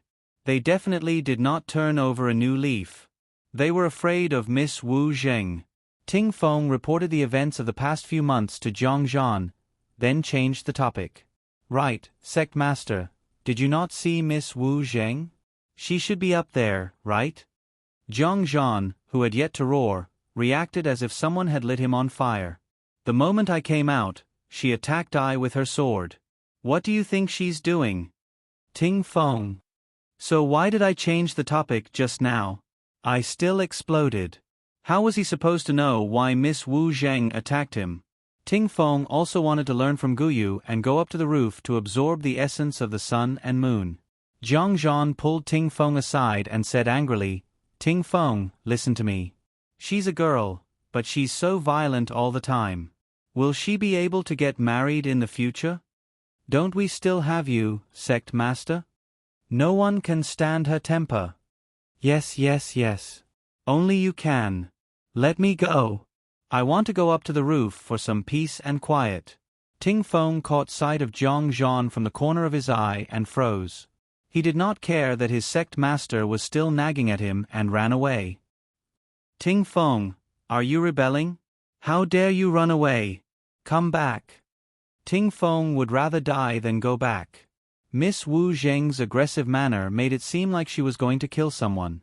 He could vaguely hear Zhang Zhan stomping his feet in the distance. Ah! Wu Zheng, you ambushed me. Oh.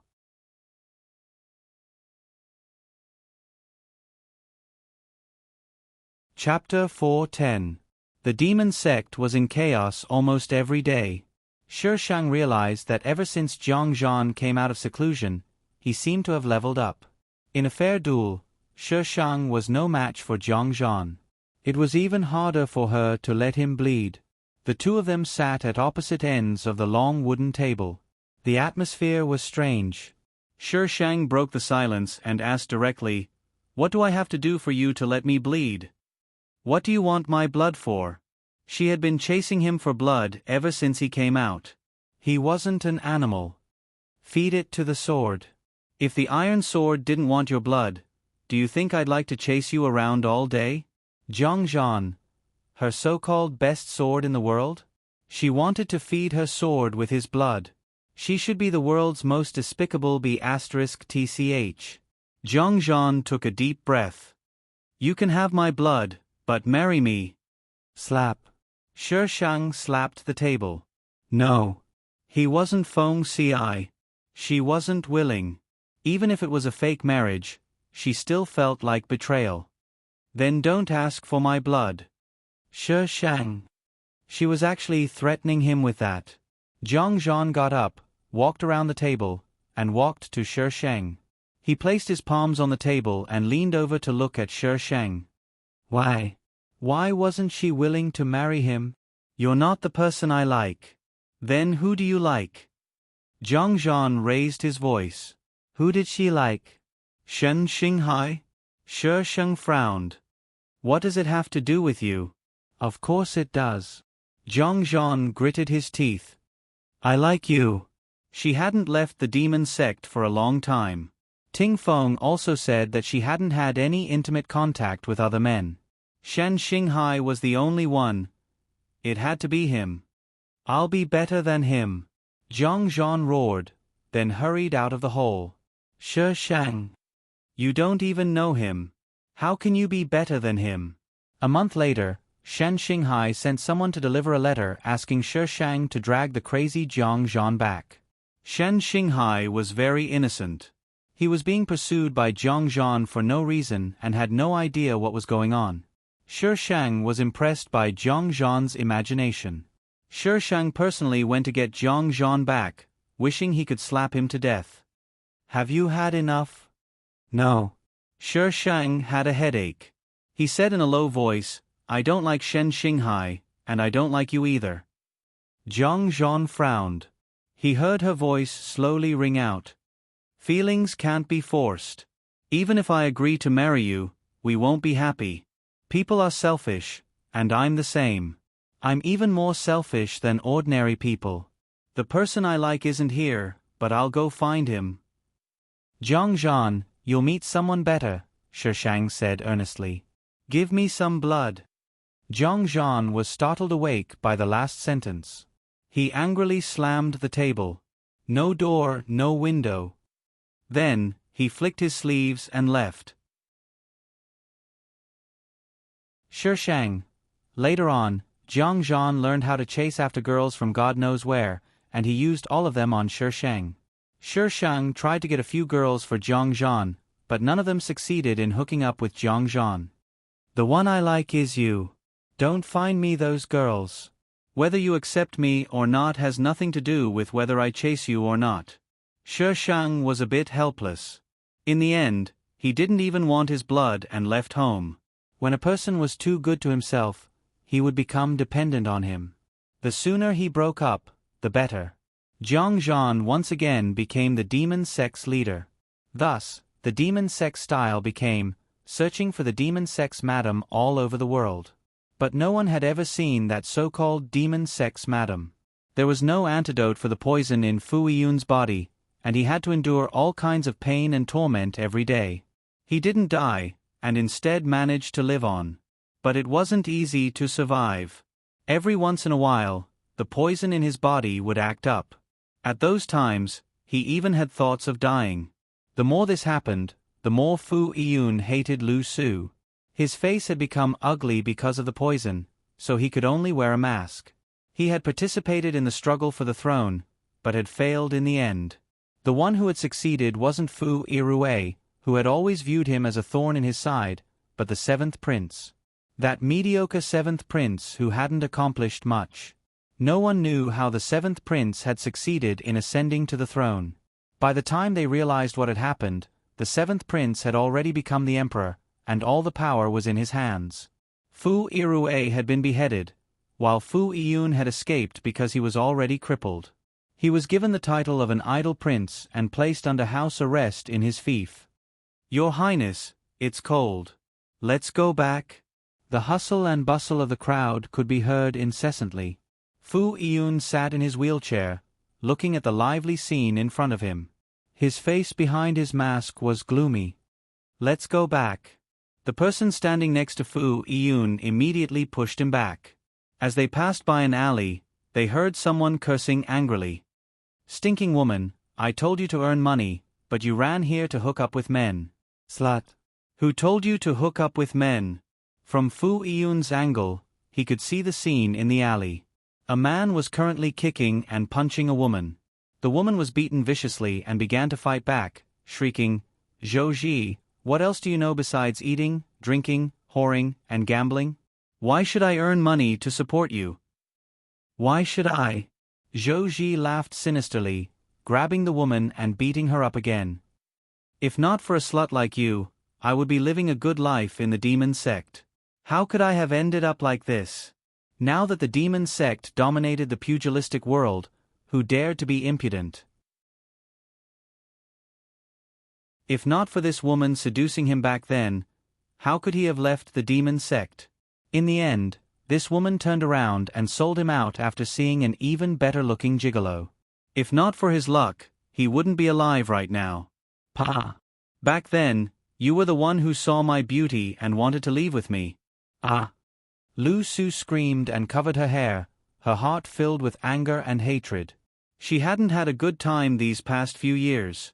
Back then, when Fu Yirue had bestowed her to his subordinates, she had become their venting tool. Later on, Fu Yirue had died, and she had escaped with great difficulty, only to run into Zhou. At that time, she was penniless and her martial arts had long been crippled. When Zhou bumped into her, she had no choice but to be with him. Every day, he would torture her in bed in various ways, and usually, he would punch and kick her. When Lu Su fought with him, she received even more severe beatings. However, Lu Su never gave up on escaping from him. She wanted to live, she didn't want to die. She didn't want to be with a man like Zhou. Slut, who told you to run? Who told you to flirt with other men? The man was in the midst of beating her up when he suddenly felt a chill on his back. His movements froze, and he slowly lowered his head to look. A blood-stained weapon had pierced through his chest, and blood was dripping from it. Zhou Zi's gaze became unfocused, and his body slowly fell forward, right on top of Lu Su. Lu Su was already on the verge of death from the beating. Before she could see clearly who had saved her, she fainted. Good night. Thank you, Cherub, for your tips. While I'm at it, I'll ask for a monthly ticket. I'll ask for a tip.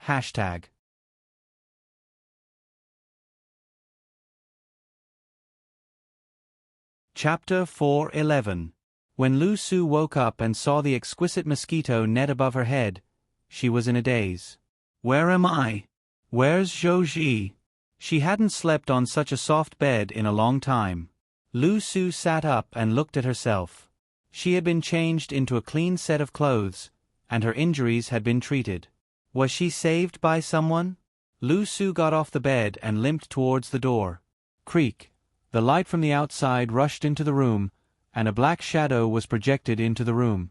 Lu Su retreated in shock, her legs suddenly going weak, and she fell to the ground. Fu Yun was pushed in by someone, and he waved his hand to dismiss them. The person retreated, closing the door behind him. Lu Su stared blankly at the newcomer. She didn't recognize this person. Who are you? Fu Yun pushed his wheelchair and stopped in front of Lu Su. Lu Su looked into the eyes behind the mask. She could see hatred in them. Hatred? Lu Su shrank back. She had done many things for Fu Irue and offended many people. Could this man be someone she had offended before? Lu Su, you don't even recognize me? Lu Su's eyes widened. This voice, Fu Yun. You. Why is he here? Lu Su's thoughts spun rapidly before she crawled over and hugged Fu Yun's leg. Iyun Gij, Sua thought I'd never see you again. Woo. Fu Yun didn't react to Lu Su's tearful complaints. Lu Su might not know that he had seen her once at Fu Irue's place, but she had been dragged away at that time and hadn't noticed him. If not for that time, he might have really believed Lu Su's words. Fu Yun suppressed the anger in his heart. Are you telling the truth? Lu Su wiped her tears as she said, It's true, Iyun Gij. I was forced. They forced me. I had no choice. Iyun Gij, can you forgive me? I was wrong. In the future, I'll serve you by your side, even as an ox or a horse. Fu Yun liked her so much. As long as she coaxed him well, even if he was a prince under house arrest, it was still better than her wandering outside alone. Fu Yun reached out to help Lu Su up. Stay here for now. He turned his wheelchair and walked out. He didn't look at Lu Su again. He was afraid that he wouldn't be able to control himself and would strangle her to death. But it would be too easy for her to die just like that. Lu Su, on the other hand, thought that Fu Yun's heart had softened, and she couldn't help smiling. As long as she used a little trick, she would definitely be able to capture his heart again. Fu Yun seemed to really accept Lu Su's words and gradually became more considerate towards her. However, Lu Su didn't realize that her range of activity was limited to the courtyard. Every time she wanted to go out, Fu Yun would find an excuse to change the topic. In order to capture Fu Yun's heart, Lu Su naturally threw this matter to the back of her mind. Fu Yun had spoiled her to the heavens, but just when she thought that she'd made Fu Yun grovel at her feet again, he dealt her a fatal blow. That day was her birthday. Although Fu Yun treated her rather well, he had never touched her. Lu Su wanted to use this chance to consummate her marriage with Fu Yun, and it would be best if she could give birth to a child. Her heart was filled with anticipation and pride, but she didn't know that Fu Yun was also waiting for this day. Fu Yun coaxed her into drinking the drugged wine. When she woke up the next day and saw the mess around her and a strange man, she felt as if she'd been struck by lightning. She was clearly with Fu Yun last night, so how could it be a strange man? After that, Lu Su never saw Fu Yun again. Different men came to her room, and she couldn't leave. No matter how she screamed, the only response she got was physical torture. How could Lu Su still not understand? Fu Yun had given her hope, but he'd cut it off. Lu Su couldn't bear the torture, and her body grew weaker by the day. One winter, she finally couldn't bear it. Fu Yun ordered his men to throw her corpse into the wilderness. Fu Yun didn't live for long either. There was too much poison in his body, and the only reason he could live for so long was because his karmic luck hadn't run out. Once his karmic luck ran out, he naturally couldn't survive. Shi Shang avoided Zhang Zhan for a long time, but Zhang Zhan still found him several times. But Zhang Zhan still managed to find her a few times. Every time he did, Shi Shang's expression would be one of despair. He wanted nothing more than to commit suicide in front of Zhang Zhan. In the end, Zhang Zhan really did get threatened by Shi Shang, and Zhang Zhan never looked for her again. Until one year, Shi Shang was found by Ting Feng. Miss Wuzheng, sect master can't hold on any longer. You should go back and see him. Ting Feng's voice was choked with sobs. How could it be? How many years has it been? How could Zhang Zhan be dying? It's the Nether Mantra. They'd never heard their sect master say that cultivating the Nether Mantra would only reduce one's lifespan by half. No wonder none of the sect masters before them chose to cultivate the Nether Mantra. Shi Shang and Ting Feng rushed back to the demon sect. Zhang Zhan's room had been moved to the room she used to live in at some point, and she saw several things on the bookshelf as soon as she entered. They were all little girls' toys, and they looked very old. Zhang Zhan had given them to her when he went into seclusion, and she'd left them behind when she left. Cough, cough. Shi Shang frowned and walked over to the bed. Gu Yu stood by the bed, her face still stiff, but there was a hint of worry in her eyes. When Gu Yu saw Shi Shang, she didn't say anything. Instead, she turned around and pulled Ting Feng out. Awu, awu, awu. The puppy was lying on the bed. When it saw Shi Shang, it immediately started barking. Perhaps because it was old, its voice wasn't as pleasant as it used to be. Zhang Zhan lay on the bed with a pale face, his eyes staring into the void. A shadow slowly approached, and he turned his head. You're back. A slow smile tugged at the corner of his lips, but when paired with his pale face, it looked strange no matter how one looked at it. It was great that he could see her one last time before he died. What's the point? Shi Shang sat on the bed. Zhang Zhan seemed to understand the 3 words that came out of nowhere. He took a deep breath. I want to stand in front of you. He wanted to shelter her from the wind and rain. Shi Shang pursed his lips. Do you have any last wishes? She didn't have anything to give him. Zhang Zhan reached out. Shi Shang hesitated for a moment, but still put his hand on hers. Zhang Zhan tightened his grip. Who's the person you like? For so many years, no man had ever appeared by her side. Did she lie to him when she said those words? Feng Ci. His name is Feng Ci. Zhang Zhan's eyes were filled with confusion. He had never heard of this person, but it wasn't important. Zhang Zhan stared at Shi Shang. I'll leave the demon sect to you. Shi Shang lowered his head. Okay. I like you. I don't regret it. Really. At least, he had liked someone so much before. Zhang Zhan seemed to want to say all the things he hadn't said to Shi Shang. Shi Shang listened quietly. Perhaps because he was tired from talking, he fell into a deep sleep. The two of them had probably never gotten along so peacefully. The next day, Shi Shang heard that Zhang Zhan had passed away. She was very calm.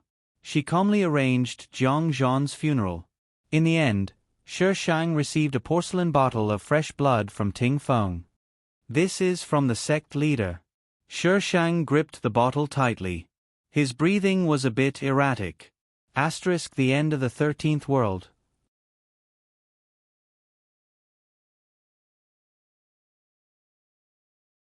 Chapter 4:12. When I was born, I heard that it was on a snowy day. Because the weather was too cold, my mother's body didn't survive that winter. I was born prematurely and didn't have breast milk, so there was a lingering illness. The first time I saw her was when my father and I went to see Medicine Granny, the Medicine Granny who was known as the Miracle Doctor. She was squatting in Medicine Granny's courtyard. I saw her as soon as I entered. She was white and tender. Although she was wearing coarse linen clothes, it couldn't hide her beautiful appearance. Father and Medicine Granny went into the house to talk while I stood in the courtyard. She had been squatting since I entered. I was curious about what she was looking at, so I slowly walked over. "What are you looking at?" I was already 8 years old at that time, so I was quite tall. When I stood in front of her, I almost blocked all the light in front of her. She lifted her head and puffed up her cheeks. She pushed me angrily. "What are you doing? You stepped on my bug." "Bug?" I looked down. There was no bug, only a scorpion that was about to stab him. "Ah!" I screamed and retreated. My back was drenched in cold sweat. Medicine Granny heard the commotion and hurried out. She pulled her ear and said, "Stupid girl, this is a guest. Are you trying to scare him again? Put your little things away. Don't scare little brother." She looked wronged. I didn't bully him. Although Medicine Granny looked angry, she didn't hit him hard. In the end, my father came out and said that he was just a child. When they went in, the little girl immediately stood up and walked past me with her face held high. She even stepped on me. I was already scared at that time, and when I was stepped on, it hurt so much that I almost screamed again. At that time, I thought, why is this girl so evil? However, I didn't know that her evil was far from that. My father put me at Medicine Granny's place to nurse my body. From then on, it was the beginning of my nightmares. At night, I saw snakes under my blanket when I was sleeping, I was stung by scorpions when I was wearing shoes, and I found bugs when I was eating. These things were too many to count. Later, I found out that the things she put in weren't poisonous. Even if I was bitten, it didn't matter. She probably found out that I knew, so she stopped doing these things and changed to other ways to play tricks on me. One day, another boy around my age was sent to Grandma Yao's place. Ever since the boy came, I realized that she didn't pay attention to me, but instead began to torment the boy. I didn't understand at the time why she was so mean. When I was about to leave, she suddenly treated me well, as if she couldn't wait to pack me up and send me away. She probably thought that I was here to steal Grandma Yao's love from her. At that time, she was only 5 years old. It was the time when she relied on adults, so it was normal for her to have such thoughts. 7 years had passed since then. When I was apart from her, I would occasionally think of the way she played tricks on me. I always felt that I hated her. After all, I had been teased by her before. When I heard the news of Granny Medi's death, I had just escaped with the demon cult. As the demon sect's young master, I had to support the demon sect. I couldn't leave at that time. So I don't know what happened to her during that time. When I meet her again, it will be at Jadewater Mountain Villa. That's not right either. I've seen her several times, but she doesn't seem to have any impression of me. It's like I'm a stranger. At that time, I didn't know why I was angry, and then there was a fight. Later, I understood that at that time, I was angry because she didn't remember me. When I realized that she wanted to kill me, I was very angry, so my attitude towards her became even worse. I also heard the rumors about her, but I didn't believe it. She was definitely not that kind of person. The world couldn't tolerate her, so I gave her a place to shelter her from the wind and rain. That was the only thing I could do for her. Her coming to D Mountain was completely out of my expectations. In the end, I was saved by her. My father once said that those things would become a disaster for the demon sect. My father wanted to destroy them, but before he could, the demon sect was besieged. After entering D Mountain, I didn't plan to leave alive. Being able to see the sun again, I couldn't tell if it was joy or something else. I only knew that I liked her. But she didn't seem to like me. No matter what I did, she was very calm. I thought that it must be because I was too weak, so I chose to go into seclusion to break through to the 9th level of the Nether Mantra. If I succeeded, no one in Jianghu would be my opponent. If I didn't succeed, then I didn't have the qualifications to stand by her side. She was so powerful, so dazzling. When I went in, I told her that if I came out, I would marry her. At that time, I didn't even dare to look at her expression. The things I gave her were the small toys I had secretly taken away from Medicine Granny's place. But I thought that she probably didn't remember. When she saw those things, her face was blank. It would be a lie to say that I wasn't disappointed. It was clearly a memory that belonged to the two of them, but I was the only one who remembered it. In order to make myself feel better, I could only comfort myself that she was too young at the time, so it was normal that she didn't remember. Breaking through to the 9th level of the Nether Mantra wasn't smooth, and I almost failed several times, but when I thought of what I said to her, I clenched my teeth and persevered. In the end, I succeeded. When I came out of the secret room, I saw her sitting outside, but before I could feel happy, she wanted to take my blood. I knew that she didn't like me, but I couldn't help being angry. She waited outside not because she was worried about me, but because she wanted my blood. I guessed that she wanted my blood because of the sword, but I didn't give it to her. I didn't know if she would leave the demon sect if I gave it to her. So I didn't dare give it to her. Even if she didn't like me, I still wanted her to be in front of me. When I learned from her that she had someone she liked, I had mixed feelings. I was absent for so many years, and in the end, I wasn't the most important person in her heart. After she left the demon sect, I went to great lengths to find her, but I knew that even if I found her, she still wouldn't like me. I didn't know why I was so sure that she wouldn't like me. It was like a kind of intuition. Although the Nether Mantra was powerful, it also shortened one's lifespan. I wasn't afraid of dying if I couldn't get the person I liked, but I was afraid that she wouldn't have a good life in the future. That's why I had Ting Feng invite her over. I've always known where she is. I was very happy that I could see her one last time before I died. My only regret was, I didn't participate in those bloody years of hers. I didn't give her someone to rely on when she needed me the most. I didn't occupy a place in her heart. Wu Zheng, I like you. Zhang Zhan.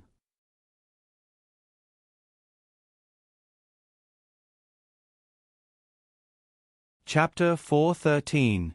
After Zhang Zhan's death, Shi Shang took over the demon sect and led it to riches. After her death, he had the demon sect bury her beside Zhang Zhan. Although he didn't know if Wu Zheng liked Zhang Zhan, if she knew that someone liked her so much, she probably wouldn't have rejected him. When Shi Shang returned to the system space, the system didn't say a word and quickly displayed his information. Name, Shi Shang morality points, 153000 health points, 35 contribution points, 31,000 mission rank, B mission points, 76 side mission, failed side mission reward, none item bar, Queen's Crown, Ghost King's Heart, Dark Knight Shi Shang. The side mission actually failed. My morality points are gone again. How frustrating. Shi Shang's gaze moved down and landed on the item bar. What's Dark Knight? The system didn't give Shi Shang a chance to speak. Do you wish to enter the next world? Initializing transfer. Mom, Dad, I'm leaving. A clear voice suddenly rang out. Shi Shang quivered. He sat up and quickly scanned his surroundings. It was a European-style room. She sat on the floor. The room was a bit messy, as if someone had messed it up to vent. There was an artist propped up by the side with random scribbles on it. The door wasn't closed. A faint sound came from outside. Soon, it was the sound of the door closing. Shi Shang got up and closed the door. He began to receive the plot. This was a sadistic love story between a sister and a younger brother. The female lead, Chao Chen Chen, was studying at a university.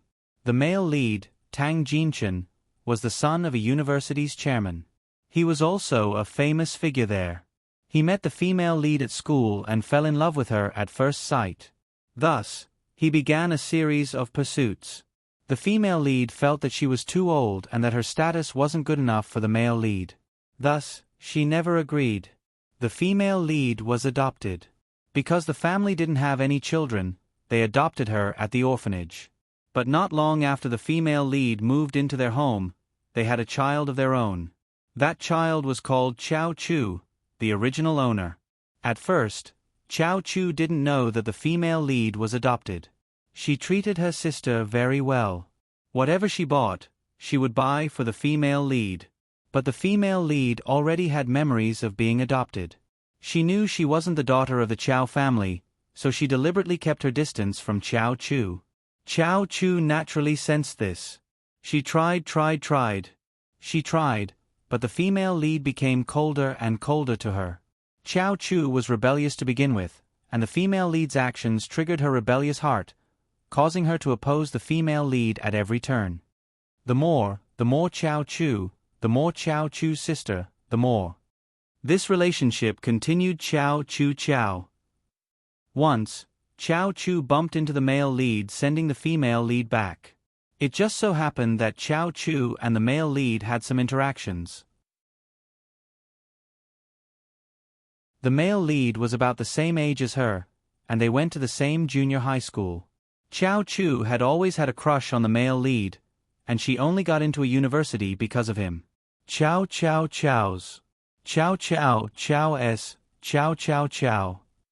Eshang Chow's. Ever since that day, Chao Chu could see her crush and the female lead together every few days. She started to pursue the male lead. Chao Chu and the female lead's relationship became more and more tense. Chao Chu pursued the male lead, and the male lead pursued the female lead. The whole school knew about this love triangle.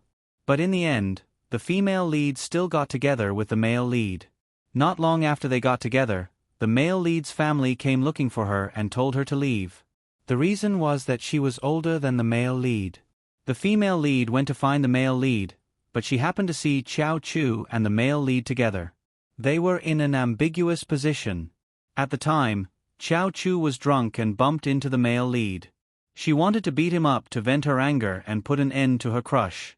She was drunk and didn't have the strength to fall into the male lead's arms. The male lead already knew that Chao Chu was the female lead's sister. As a brother-in-law, he couldn't throw the drunk original owner into a bar. So from the female lead's angle, it looked like the two of them were leaning against each other in an ambiguous position.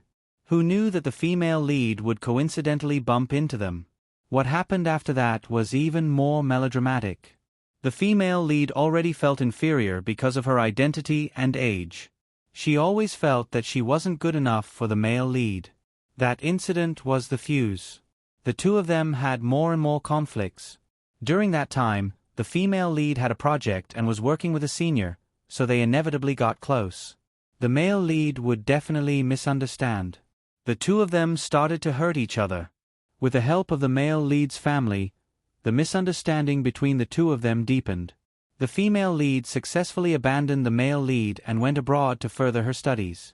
The male lead felt that the female lead betrayed him, so he naturally didn't pursue her. You think that's the end? You're wrong. The timeline jumped to 5 years later. The female lead returned to the country. Who knew that she would apply for a job at the male lead's rival company? The two of them met in the business world and got entangled again. However, the male lead was already married to Chao Chu. Yes, the male lead was married. The male lead married Chao Chu because he was drunk and mistook Chao Chu for the female lead. Chao Chu couldn't resist, so the two of them got together in a muddle-headed way. Before the female lead came back, the male lead treated Chao Chu quite well. But after the female lead came back, everything changed. The two of them dug up that incident. After the misunderstanding was resolved, the male lead felt that Chao Chu did it on purpose and that she was the one who seduced him. So his attitude towards Chao Chu got worse and worse. Later, Chao Chu accidentally got pregnant. The child wasn't the male lead's, but she got pregnant with someone else's child because of the female lead. The male lead used this as an excuse to divorce Chao Chu. Chao Chu naturally refused and got entangled with the two of them. In the end, she lost her child. Because she was in a daze, she got into a car accident and became a vegetable. Without her, the female lead courting disaster, the male and female leads soon buried the hatchet and lived happily together. Shi Shang rubbed his forehead and walked around the room a few times, sorting out the messy plot in his mind. The current timeline was that the original host had just bumped into the male and female leads. She quarreled with the female lead and the latter moved out of the house. It was still quite early, so the two of them weren't together yet. What was the original host's last wish? Why wasn't it there? Chao Chu's wish was to stay away from the male and female leads and have a wonderful life. The system suddenly popped up. So this mission isn't revenge? Although Chao Chu was also at fault, the male lead forced her to sleep with him. But after the female lead appeared, he felt that she was the one who seduced him. Later on, because of the female lead, Chao Chu slept with someone else. Chao Chu was stalking the female lead at the time. Who knew that someone who wanted to harm the female lead would mistake her for the female lead? That was why she got pregnant. Of course, in the plot, she only had herself to blame. She was unlucky. Who told her to stalk the female lead for no reason and plot against him? Asterisk, please vote.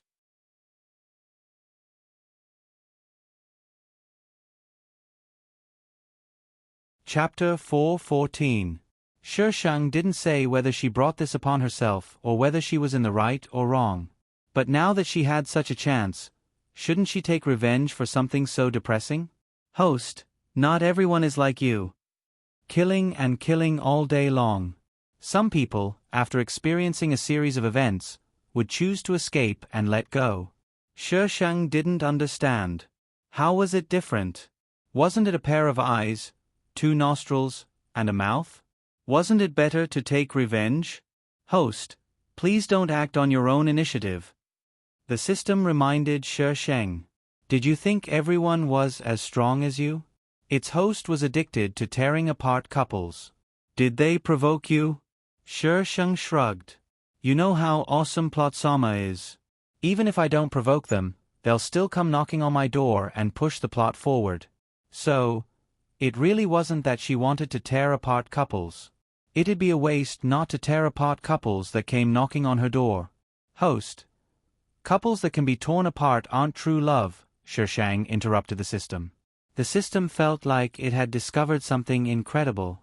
Did the host like tearing apart couples so much because she thought they weren't true love? In a novel, the love between the male and female leads was usually the most resolute. That was why she liked tearing them apart so much and wasn't interested in other people. Then why did she think she and Feng Ci were true love? Was there something wrong with her? Wait, the host said she didn't like Feng Ci at all. Hard to operate, want to go offline to rest. Hashtag this host is simply going to ascend to the heavens hashtag asking for my host's brain circuit hashtag knock knock. Someone knocked on the door. Shi Sheng ended his conversation with the system and opened the door. Outside stood a woman dressed in rather formal attire. This was Chao Nan's mother. The woman furrowed her brows, her expression unsightly. Xiao Chu, why did you get into a fight with your sister again?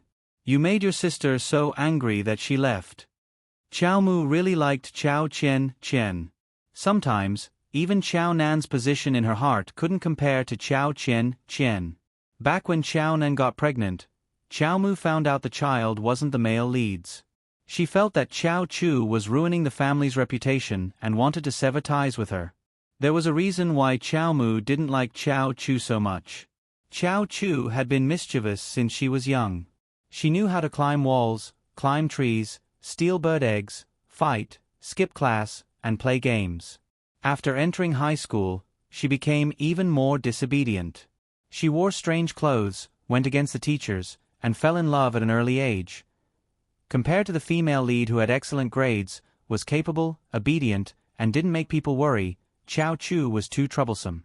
With this comparison, Mother Chao gradually became disappointed in Chao Chu.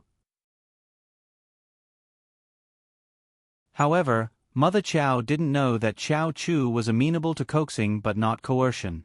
The stricter she was with Chao Chu, the more rebellious Chao Chu became. Shi Sheng leaned against the door. She left on her own. What does it have to do with me? It was just a quarrel. If the female lead hadn't wanted to leave this place long ago, would she have left? She's your sister. Mother Chao couldn't help but raise her voice, her face full of disappointment. Look at what you've become. I sent you to school to study, not to let you study and bring back some messy habits. I'm going to bed. Shi Sheng slammed the door shut.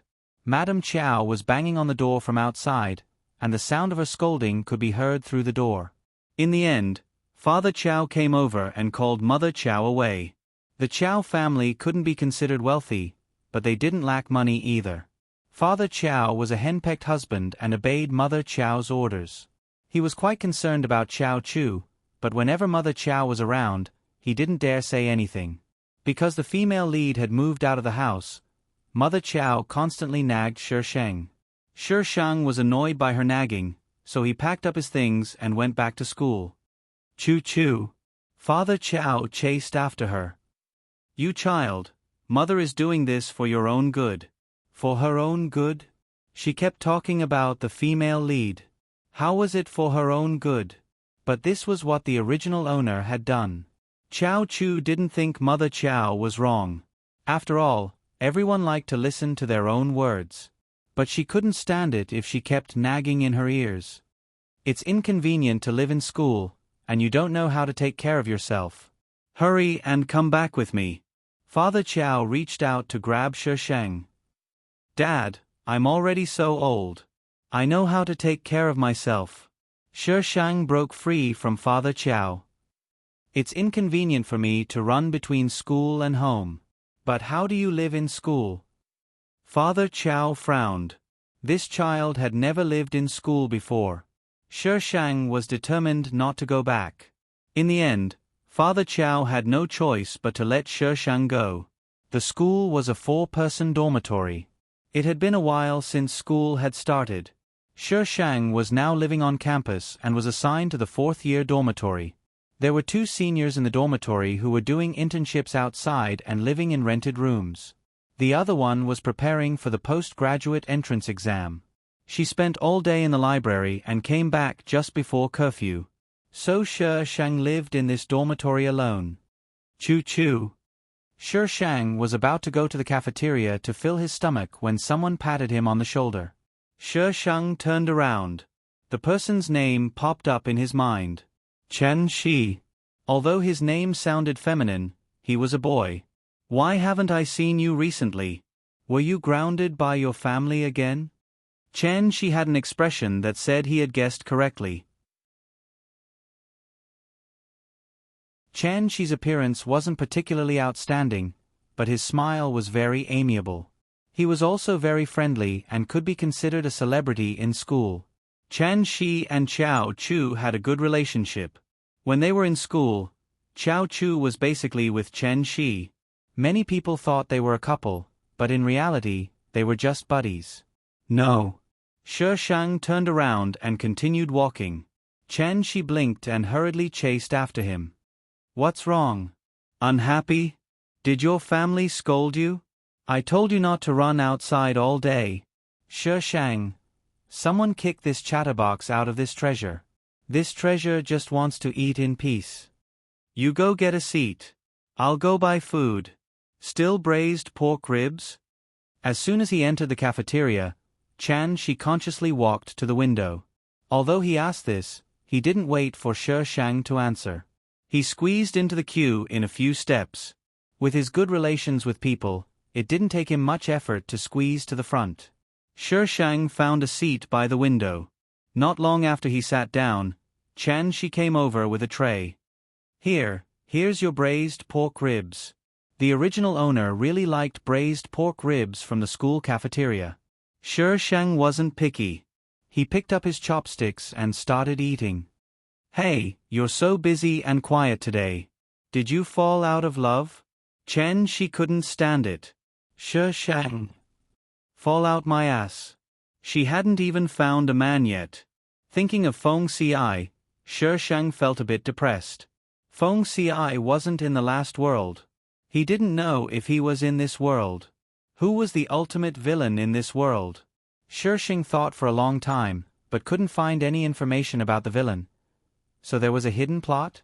If there was a hidden plot, it meant that Feng Ci was here. Shi Sheng immediately sensed the spirit energy in this world. It wasn't weak. How mysterious. Asterisk votes please. Votes please.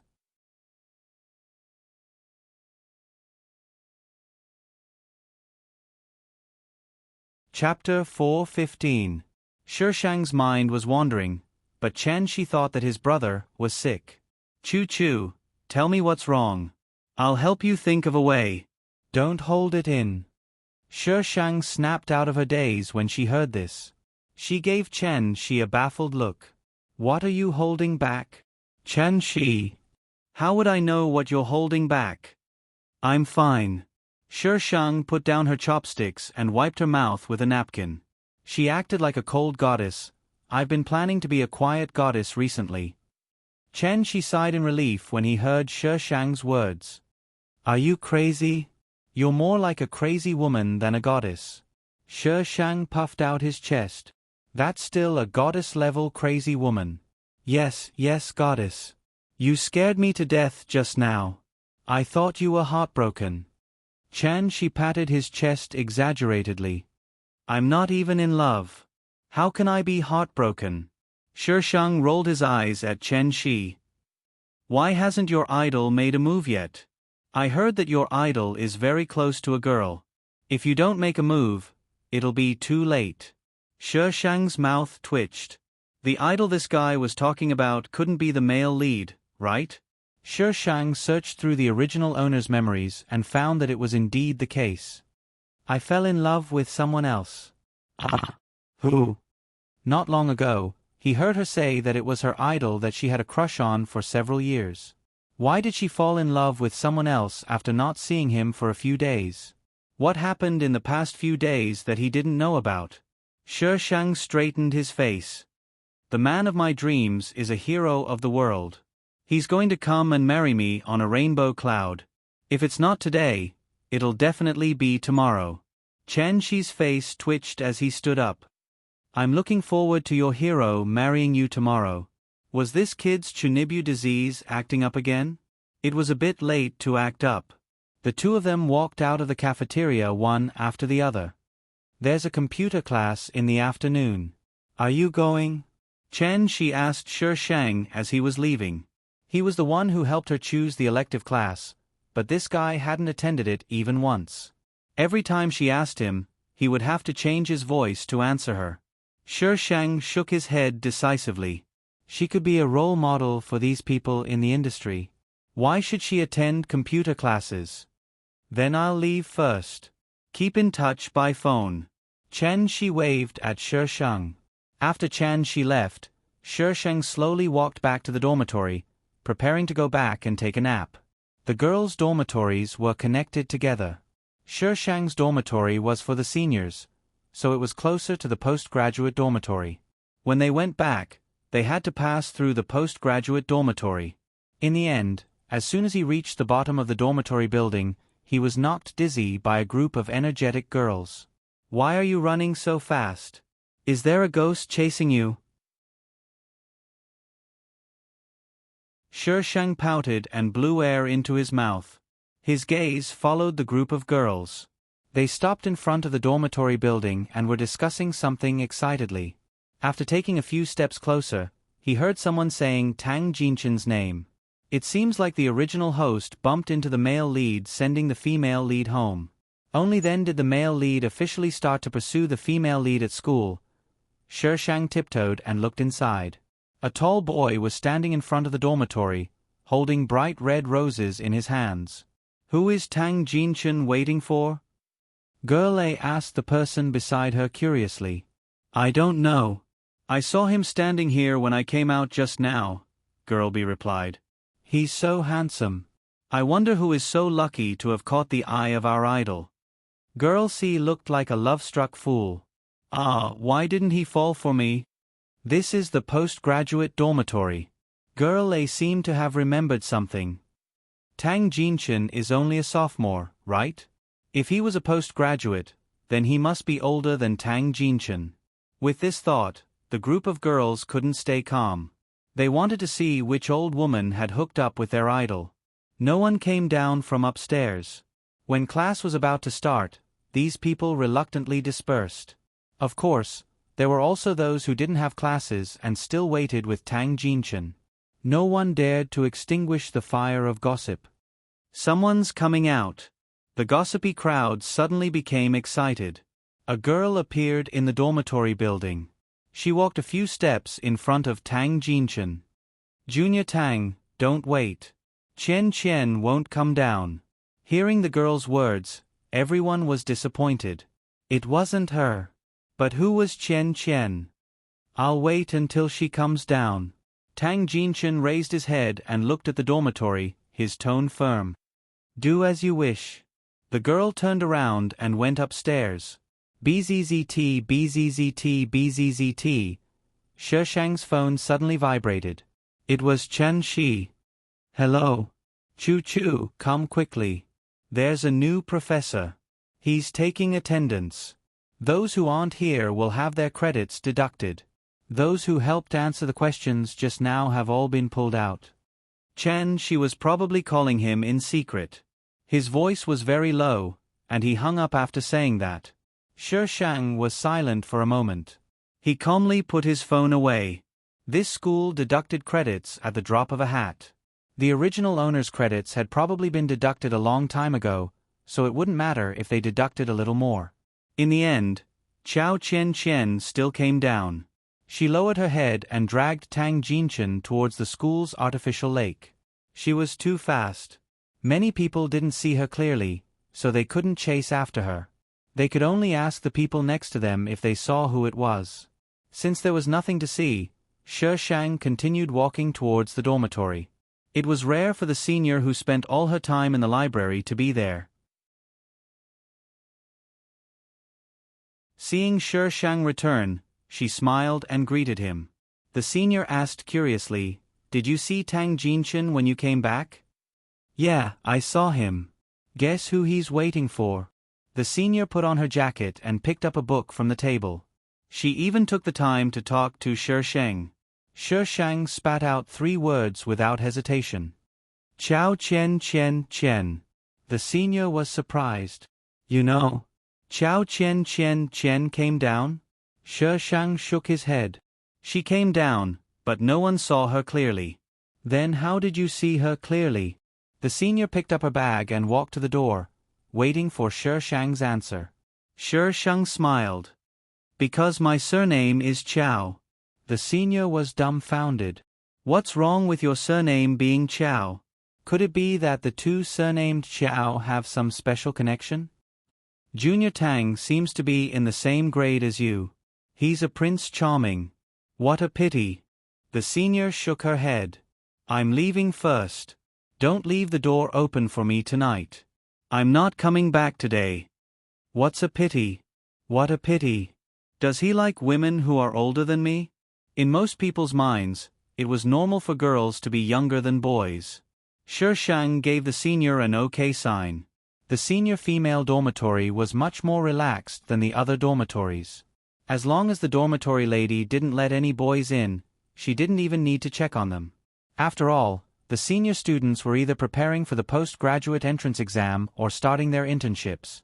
Most of them weren't in the dormitory. Shishang took a shower, changed into his pajamas, and prepared to sleep. She slept for more than 3 hours. When she woke up, it was already evening. Shishang glanced at his phone. Probably because he accidentally muted it, there were a total of 10 missed calls. 7 were from Chen Shi. The other 3 were from the same number, but it was an unknown number. Shishang opened it. It was from the same city. Who is this? Just as she was about to call Chen Shi back, the unknown number came in again. #hashtag it's the weekend. Thank you to the cherub who tipped me #hashtag come on, make a scene. Let's vote. Hashtag.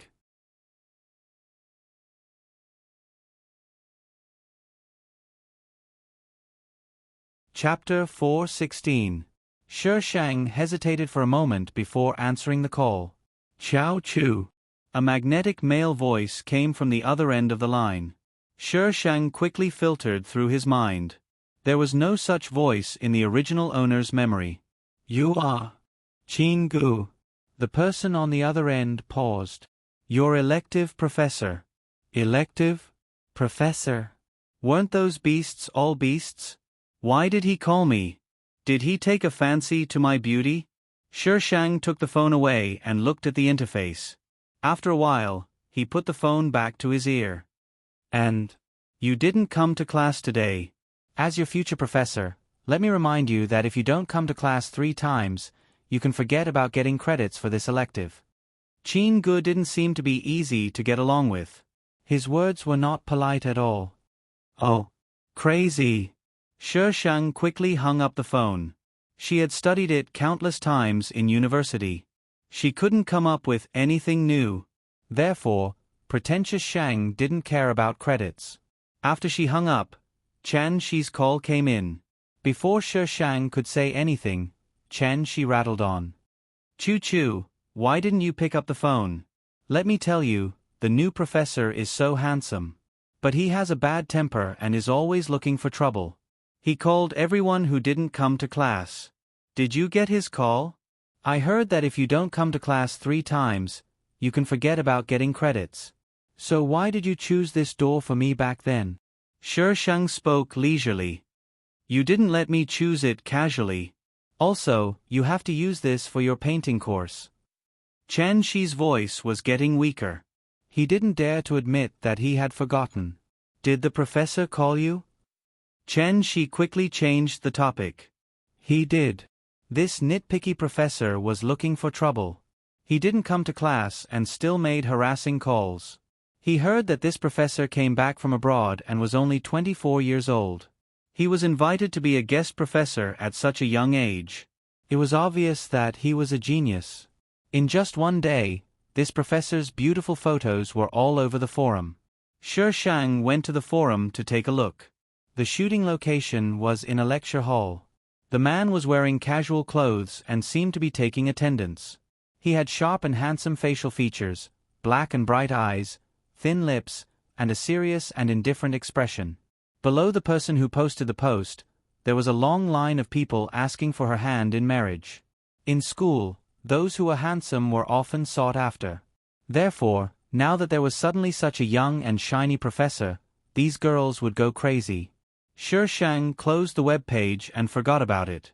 She didn't know what was wrong with the original owner. She actually chose Chinese painting. Shi Shang went there once. Even if she was beaten to death, she didn't want to go there again. As someone who was bad at brushing, he didn't know anything about traditional Chinese painting. Then, Shi Shang was called to criticize him. Shi Shang's indifferent attitude made the teacher furious. In the end, he simply ignored her. After all, she would be the one who would be unable to graduate in the end. During the Mid-Autumn Festival, Shi Shang answered Father Chow's call and went home for dinner. As soon as he reached the door, he ran into the female lead who was getting out of a taxi. The female lead was carrying a box of mooncakes. Her gaze swept over Shi Shang. Seeing that he had no intention of greeting her, she walked straight in. Chen, you're back. Mother Chow opened the door with a smile. Have you gotten used to living on campus? Why don't you move back in? Shi Sheng followed her in. Mother Chow acted as if she didn't see him. Mom, it's pretty good. Mother Chow's face was full of heartache. You've lost weight. The Mid-Autumn Festival will be over for a few days, right? I'll nourish you at home. Thank you, Mom. Chow Chen's tone was clearly distant, but Mother Chow didn't seem to notice it and pulled Chow Chen into the kitchen like she was a treasure. Shi Sheng pouted and blew on the air. After greeting Father Chow, he returned to his room. By the time Father Chow called him over for dinner, Chow Chen and Mother Chow were already seated at the table. Mother Chow and Chow Chen were the only ones talking during dinner. Shi Sheng kept his head down and ate. Xiao Chu. Shi Sheng paused in the middle of eating and raised his head to look at Mother Chow. I heard you're not going to school. Mother Chow looked at Shi Sheng with a stern expression. Oh, I don't want to go. Shi Sheng continued eating. We've spent so much money and you don't want to go just because you say so? Chow Chu, tell me what you're trying to do. Mother Chow angrily slammed her chopsticks down. Mother Chow was truly infuriated by this daughter of hers. It was one thing for her to be mischievous when she was young, but she's still so willful now that she's all grown up. Just eat and wait for death. Find a man. This is the life of a scumbag. I'm, BBB, going to be a qualified scumbag. Mother Chow was so angry her face flushed red. She yelled at Father Chow, "Old Chow, look at what nonsense she's saying." "Don't be angry." Father Chow hurriedly acted as a peacemaker. "Choo-choo, did something happen at school? Talk to your mom properly. She'll understand." "I didn't." "Then why don't you want to learn?" Father Chow frowned. "I just don't want to learn." Shi Shang took the last bite of his food. "I'm full. I'm going back to my room." "Chow Chu, stop right there." Mother Chow stood up. "Do you still have any respect for your mother?" Shi Shang waved his hand and rushed into the room. "This wicked girl. Did I owe her in my past life? Back then, I told you that the major she chose wasn't good, but you didn't listen. You just had to spoil her. Look at what happened now." Mother Chow probably knew that her daughter was stubborn and could only throw a tantrum at Father Chow. "Don't be angry. I'll go talk to her. Chen, help your mother into her room to rest." Father Chow patted Mother Chow's shoulder. It was as if mother and daughter were born to hate each other. This meal didn't have the atmosphere of a mid-autumn reunion at all. Shi Shang was tidying up the room. Many of the host's things were related to painting. She probably liked painting a lot. Unfortunately, Shi Shang didn't have any talent for painting. Even with the host's memories, the things she painted were just barely passable. When Father Chow came in, he saw Shi Shang packing things up. He was shocked. "Choo-choo, what are you doing?" "I'm tidying up the room." Shi Shang made a chair for Father Chow to sit in. "You child." Father Chow sighed helplessly. "Why are you so at odds with your mother? Don't talk back to her no matter what she says. Do you think she'll hurt you?" "Dad, she won't hurt me, but I can't accept this kind of education." The host was so rebellious not only because of the female lead, but also because of Mother Chow. The host was amenable to coaxing, but not coercion. Shi Shang was an ancestor who was amenable to coaxing. "Your mother's temper is a bit bad, but it's all because of you." Father Chow was even more helpless. "You should be more considerate of your mother." Shi Shang didn't comment. His daughter was becoming more and more of a scumbag. The scumbag transformation plan was probably going to be aborted. Please vote.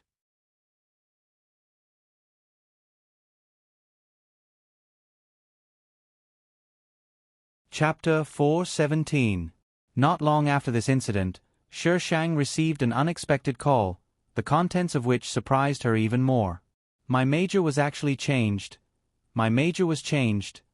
That's right, my major was changed. I was transferred to computer science." "Shit, I didn't know about this at all. Don't they need my permission to change my major? Don't they need to take an exam? And I'm in my second year." She didn't need to guess to know who was behind this. Chow Fu was a businessman, but Chow Mu was from the Ministry of Education. She had a lot of connections, so changing her major would be a simple matter. But why would Chow Mu want to transfer me to computer science? I'm a girl, so why should I go to computer science? Computer science is my forte. Why the hell should I study it? Because of this, Chow Mu called her every day, and her messages and WeChat exploded. In the end, Chow Mu even threatened to leave the Chow family if she didn't go and never return. "Fine, I won't go back." As if I care. "I saw Professor Chin today. He's so handsome. Isn't it rumored that he's fussy? I heard that if you attend his class, you have to hand in your phone. But he's still very handsome. It's not like I'm in his class." Sure enough, distance makes the heart grow fonder. Shi Shang sat behind the girls, listening to their gossip while eating. "Alright, do you know who Tang Jinchen is chasing?" The girl in front suddenly changed the topic. Who? Do I know her?" The girl lowered her voice. "Chao Chen from the finance department." "Her? Isn't she a postgraduate?" Someone who recognized Chao Chen immediately interjected. "Isn't she older than Tang Jinchen?" "Yeah." "Could it be that Tang Jinchen likes mature women?" Asterisk clang. Asterisk a girl behind them accidentally knocked over her plate as she stood up. The girls were startled by the noise and turned around. The girl was bending down to pick up the plate. She seems to be Chao Chen Chen. That's her. She's quite pretty. What's the use of being pretty? She's so much older than Tang Jinchen. An old cow eating young grass. Chao Chen Chen lowered her head.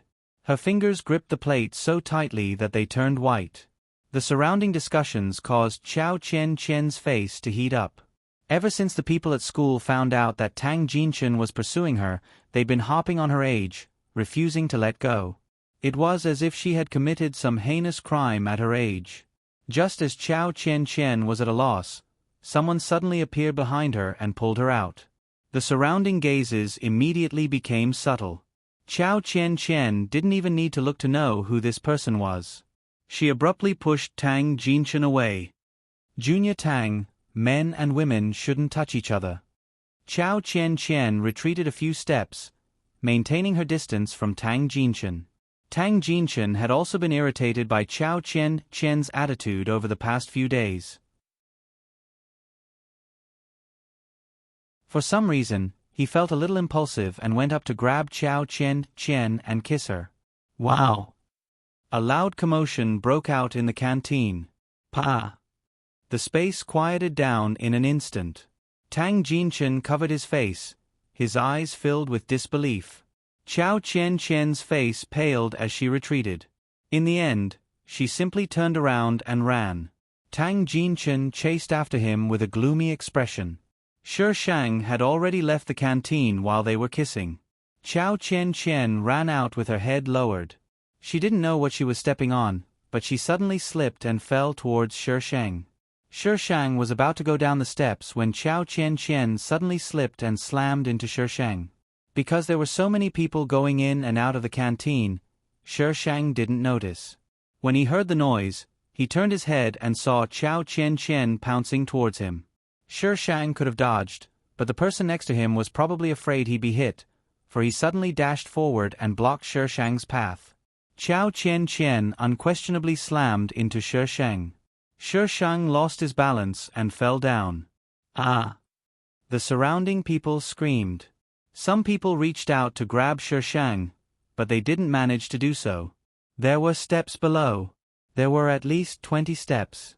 If he fell down, he'd be crippled for a few days. As Shi Shang fell down, he only had one thought in his mind. I knew Plot Sama was up to something. It's always this kind of plot. I can't take it anymore. Can't you come up with something new? Just as she was about to make a cool pose, she suddenly felt something tighten around her waist. She was supported by someone from behind. Shi Shang. Shi Shang looked up. It was an average-looking guy. Sure enough, the novels were all lies. What do you mean you'll meet a handsome guy when you fall down? But when Shi Shang looked in Chao Chen Chen's direction, he saw her in the arms of a handsome guy. Sure enough, she wasn't destined to be the female lead. Thank you. Shi Shang steadied himself and thanked the guy. The guy smiled bashfully. It was nothing. You're welcome. Be careful next time. The guy probably had something to do, for he didn't linger and turned to leave. The crowd above seemed to have exploded. The girls' low screams made Shi Shang feel like he'd arrived at a scene where fans were chasing their idols. Shi Shang looked up at the guy who was still hugging the female lead. Perhaps because she was standing below, the guy's figure looked very tall and straight. The bright sunlight shone on him, making him look like he was covered in a layer of golden light. What a Prince Charming that fell from the sky. Wait, why does this Prince Charming look a little familiar? Right. That nitpicky professor. Perhaps because he sensed Shi Shang's unfriendly gaze, the nitpicky professor suddenly turned his head, his cold gaze colliding with Shi Shang's. He let go of Chao Chen Chen and strode over to Shi Shang.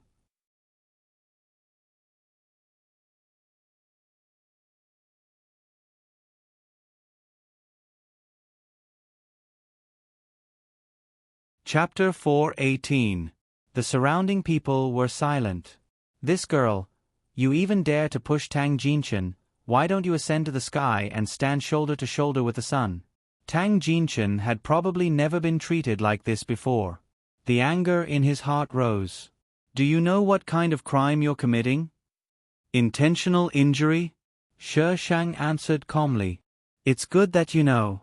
Tang Jinchen walked up the stairs and looked down at Shi Shang with an insufferably arrogant attitude. Great, you want to sue me? When you're hiring a lawyer, help me call one over.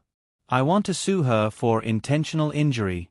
Shi Shang pointed at Chao Qian Qian. Tang Jinchen frowned. Qian Qian didn't do it on purpose. I didn't do it on purpose. Shi Shang smiled. Tang Jinchen, with so many people watching, you actually said that you didn't do it on purpose. Did he think they were blind? Sorry, Xiao Chu. Chao Qian Qian suddenly apologized loudly. Before Shi Shang could react, she lowered her head and ran down the stairs quickly. There was a saying, when you're down on your luck, you can even stuff your teeth with cold water. Chao Qian Qian fell again. She also happened to fall into the arms of Qin Gu, who had been standing below. Qian Qian. Tang Jinchen went down nervously. Are you okay? I'm fine. Chao Qian Qian was a little dazed from the fall. Qin Gu helped her steady herself and took a step back, keeping a distance from her. Thank you. Chao Qian Qian thanked Qin Gu. She hadn't gotten a good look at this man's appearance earlier, but now that she did, she was stunned. No need. Qin Ji's tone was cold. He turned his head and looked up. The girl who had been standing there just now had disappeared. Seeing the other party's cold attitude, Chao Qian Qian didn't continue speaking. Instead, she looked towards where she had fallen. The stairs were very clean. She felt that she had tripped over something. There were a few girls standing there. If they stretched out their legs, they would trip her. After the cafeteria incident, the school began to spread rumors that Chao Qian Qian had not only hooked up with Tang Jinchen, but also had designs on Professor Qin Gu. Chao Qian Qian became famous in the school in the shortest amount of time. At the same time, the ferocious girl in the cafeteria was also exposed. Chao Chu, Chao Qian Qian's younger sister. No one knew who leaked the news of the two sisters being on bad terms, but it also successfully explained the incident in the cafeteria. Some people said that she did that to attract Tang Jinchen's attention, but they couldn't help but admire her. This newly unlocked posture was very strong. These people were enjoying the show, but the Shi Shang was miserable. Mother Chao heard about this matter from someone and immediately scolded Shi Shang. She even cut off Chao Lian's funds. The original owner wasn't a thrifty person. There wasn't much money in the card. It could only support her living expenses for a month. Her money-making skills needed startup capital. It would be *T if he didn't have the startup capital. Who should I look for to get some sponsorship? Before she could figure out where to go, Chan Shi's call came in. Chu Chu, you didn't come to class again? Aren't you taking professional courses now? Today, Professor Qin's face was as black as the bottom of a pot. You are definitely the first person who dares to skip Professor Qin's class. Now, as long as it was Qin Ji's class, no one dared to skip. Those who were caught would die a horrible death. The only legendary person was the one who never came to class and was never caught. Shi Shang after changing his major. There will always be a first to eat crabs. I'm helping you test the poison. As the saying goes, if I don't go to hell, who will? Shi Shang spouted some nonsense. Chu Chu, don't be so chunibu. Last time, she talked about the unparalleled heroes and colorful auspicious clouds. Now, she was talking about such awesome principles. You're just skipping class, that's all. Alright, I have a project with my senior recently. We need to get sponsorship. Come with me. Shi Shang snorted. That's your real purpose for calling, right? Don't we need a beauty to hold the fort? Chan Shi tried to curry favor. You don't know, but for these beasts nowadays, a few words from a beauty is more effective than a few hours of talking from us. So you want to sell your friend for glory? Okay, Chu Chu, help me. Reality proved that Chan Shi was right. They talked for a long time, but the other party didn't have any intention of sponsoring them. They even ignored them. But as soon as Shi Shang opened his mouth, the other party was immediately interested. But unfortunately, it wasn't because of her beauty. This junior is also from the computer science department? Why is she so familiar with our project? The senior who came with Chen, she was dumbfounded. She's the truant that Professor Qin keeps thinking about every day, Chen, she replied in a low voice. She had asked him for some information on the way here and casually flipped through it. In the end, he didn't seem to understand what she said at all. But the main idea was still there. They weren't working on the same project, right? Miss Chow, our chairman said that we should help university students like you who are brave enough to innovate. We'll send someone to negotiate the contract with you. If you have any requests, you can raise them. If the company thinks it's reasonable, we'll consider it first. After that person left, Shi Shang turned to Chen Shi and made an okay gesture. Chen Shi silently gave him a thumbs up. If he had been the one to negotiate, he definitely wouldn't have succeeded. Shi Shang's eyebrows curved. The funds are around 2 million. I want to take 1 million. Huh? 2 million? Chen Shi was completely dumbfounded. Just now, he was so focused on Shi Shang and the other party that he didn't pay attention to the number she mentioned. 2 million was an astronomical figure for a team of university students. How did she manage to negotiate? Was the boss of this company retarded? Or was she stupid and rich? They had estimated that the funds would be around 300,000 to 500,000. In the end, she told them that she had 2 million. Shi Shang said that the 1 million was only a temporary loan and would be returned to them soon.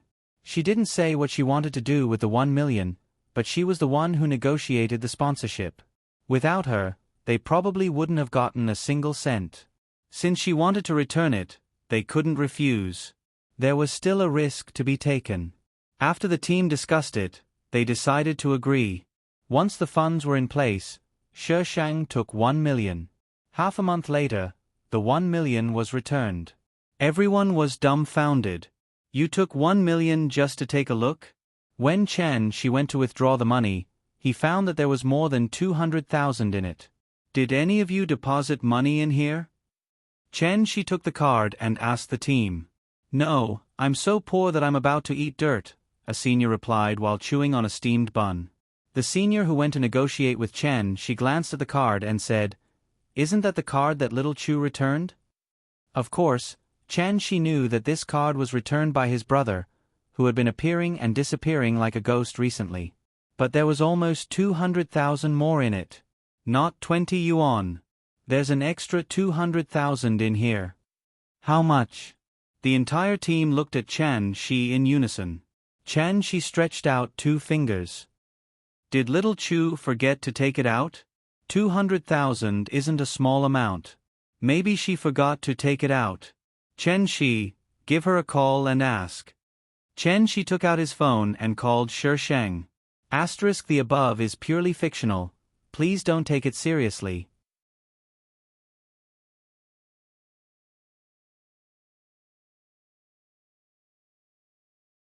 Chapter 419. The sound of a phone ringing came from outside, and then a figure walked in. Wasn't that the main character they were looking for? Why are you calling me? Shi Shang turned off the phone. Are you done with your work for today? Chu, why is there an extra 200,000 in your card? Chen Shi asked directly. Interest. Shi Shang answered matter-of-factly. Thank you for sponsoring me. 200,000. Interest. Everyone was stunned by these few words. 1 million for half a month, and there was a fifth of interest? Was his family a bank? Chen Shi swallowed with difficulty. Chu, are you the abandoned daughter of some rich man? Chen Shi knew the situation of the original owner's family. Although they had some money, it was impossible for them to take out 200,000 as interest. Shi Shang said with a straight face, I'm a first-generation rich man. Everyone. There was no credibility at all. Chen Shi was worried that Shi Shang would do something bad, so he pulled her to the room they usually used for meetings. Choo-choo, what have you been doing recently? She didn't attend classes, and sometimes she wouldn't answer his calls. He couldn't even find her. Making money. Shishang pulled out a chair and sat down. What kind of money? Chen, she frowned.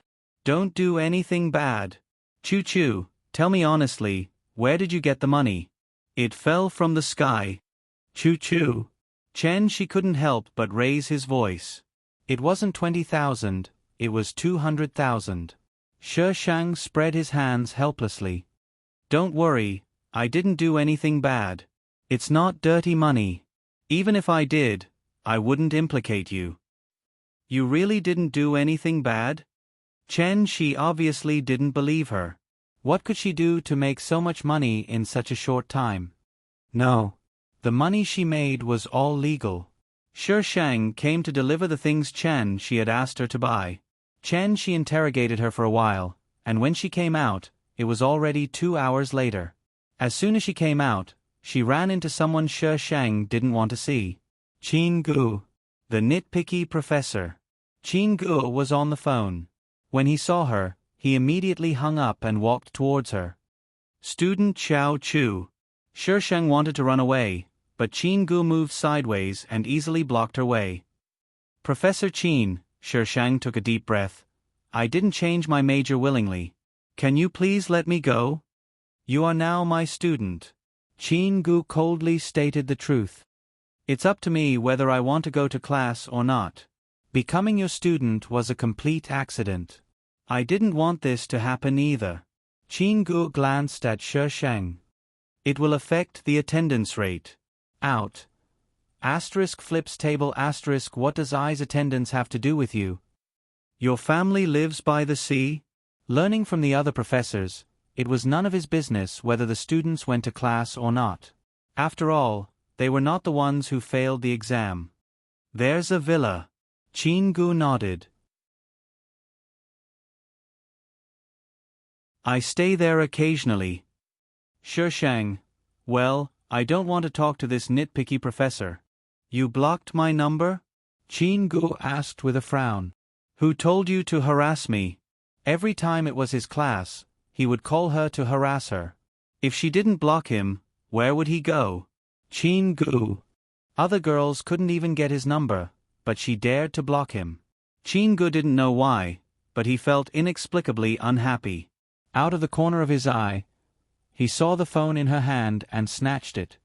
F*CK, what are you doing? Shishang wanted to snatch the phone back, but Shishang and Qin Ji's height difference made it impossible for Shishang. F*CK, this nitpicky professor is awesome. Where's I's sword? The sword is upgrading.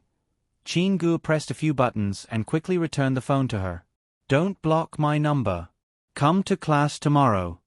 Shishang took the phone, locked it with a fingerprint lock, opened the address book, and blocked the number in front of Qin Gu. Qin Gu, whoever likes it can use it. I'm not going. Goodbye, Professor Qin. When the two of them were fighting for the phone, Qin Gu had already given up some space, so Shishang easily passed by. After taking 2 steps, Shishang turned around again.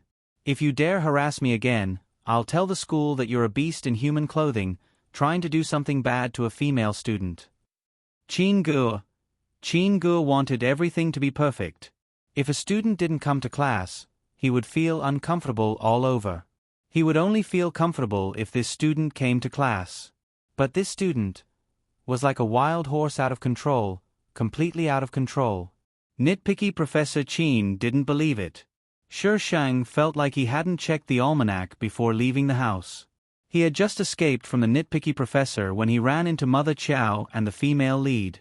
The female lead was carrying bags of things in her hands. She had probably gone to buy clothes. Shishang wanted to wait for Mother Chow to leave before going over, but Mother Chow had sharp eyes and saw him first. Chow Chu. When Mother Chow saw Shishang, it was as if she had seen a debt collector. You haven't been to class recently, have you? Look at you, how do you look like a girl? Are you trying to anger me to death? Who told you to randomly change my major? Shishang glared back, not backing down. Didn't you say you didn't want to study painting? I changed your major. Do you have any objections? Why can't I? I'm your mom. Even if you have objections, you have to hold them in. Look at your sister. She's nothing like you, always trying to anger me to death. Shi Shang. Mother Chow changed my major without even asking for my opinion. Just who's going to be angered to death? Shi Shang glanced at Chao Chen Chen. Chao Chen Chen lowered her head, pretending not to see. When Chao Chu and Mother Chow quarreled, Chao Chen Chen wouldn't help either of them and would just watch as if it didn't concern her. Fine, I'm a disappointment. Just don't acknowledge me as your mother in the future.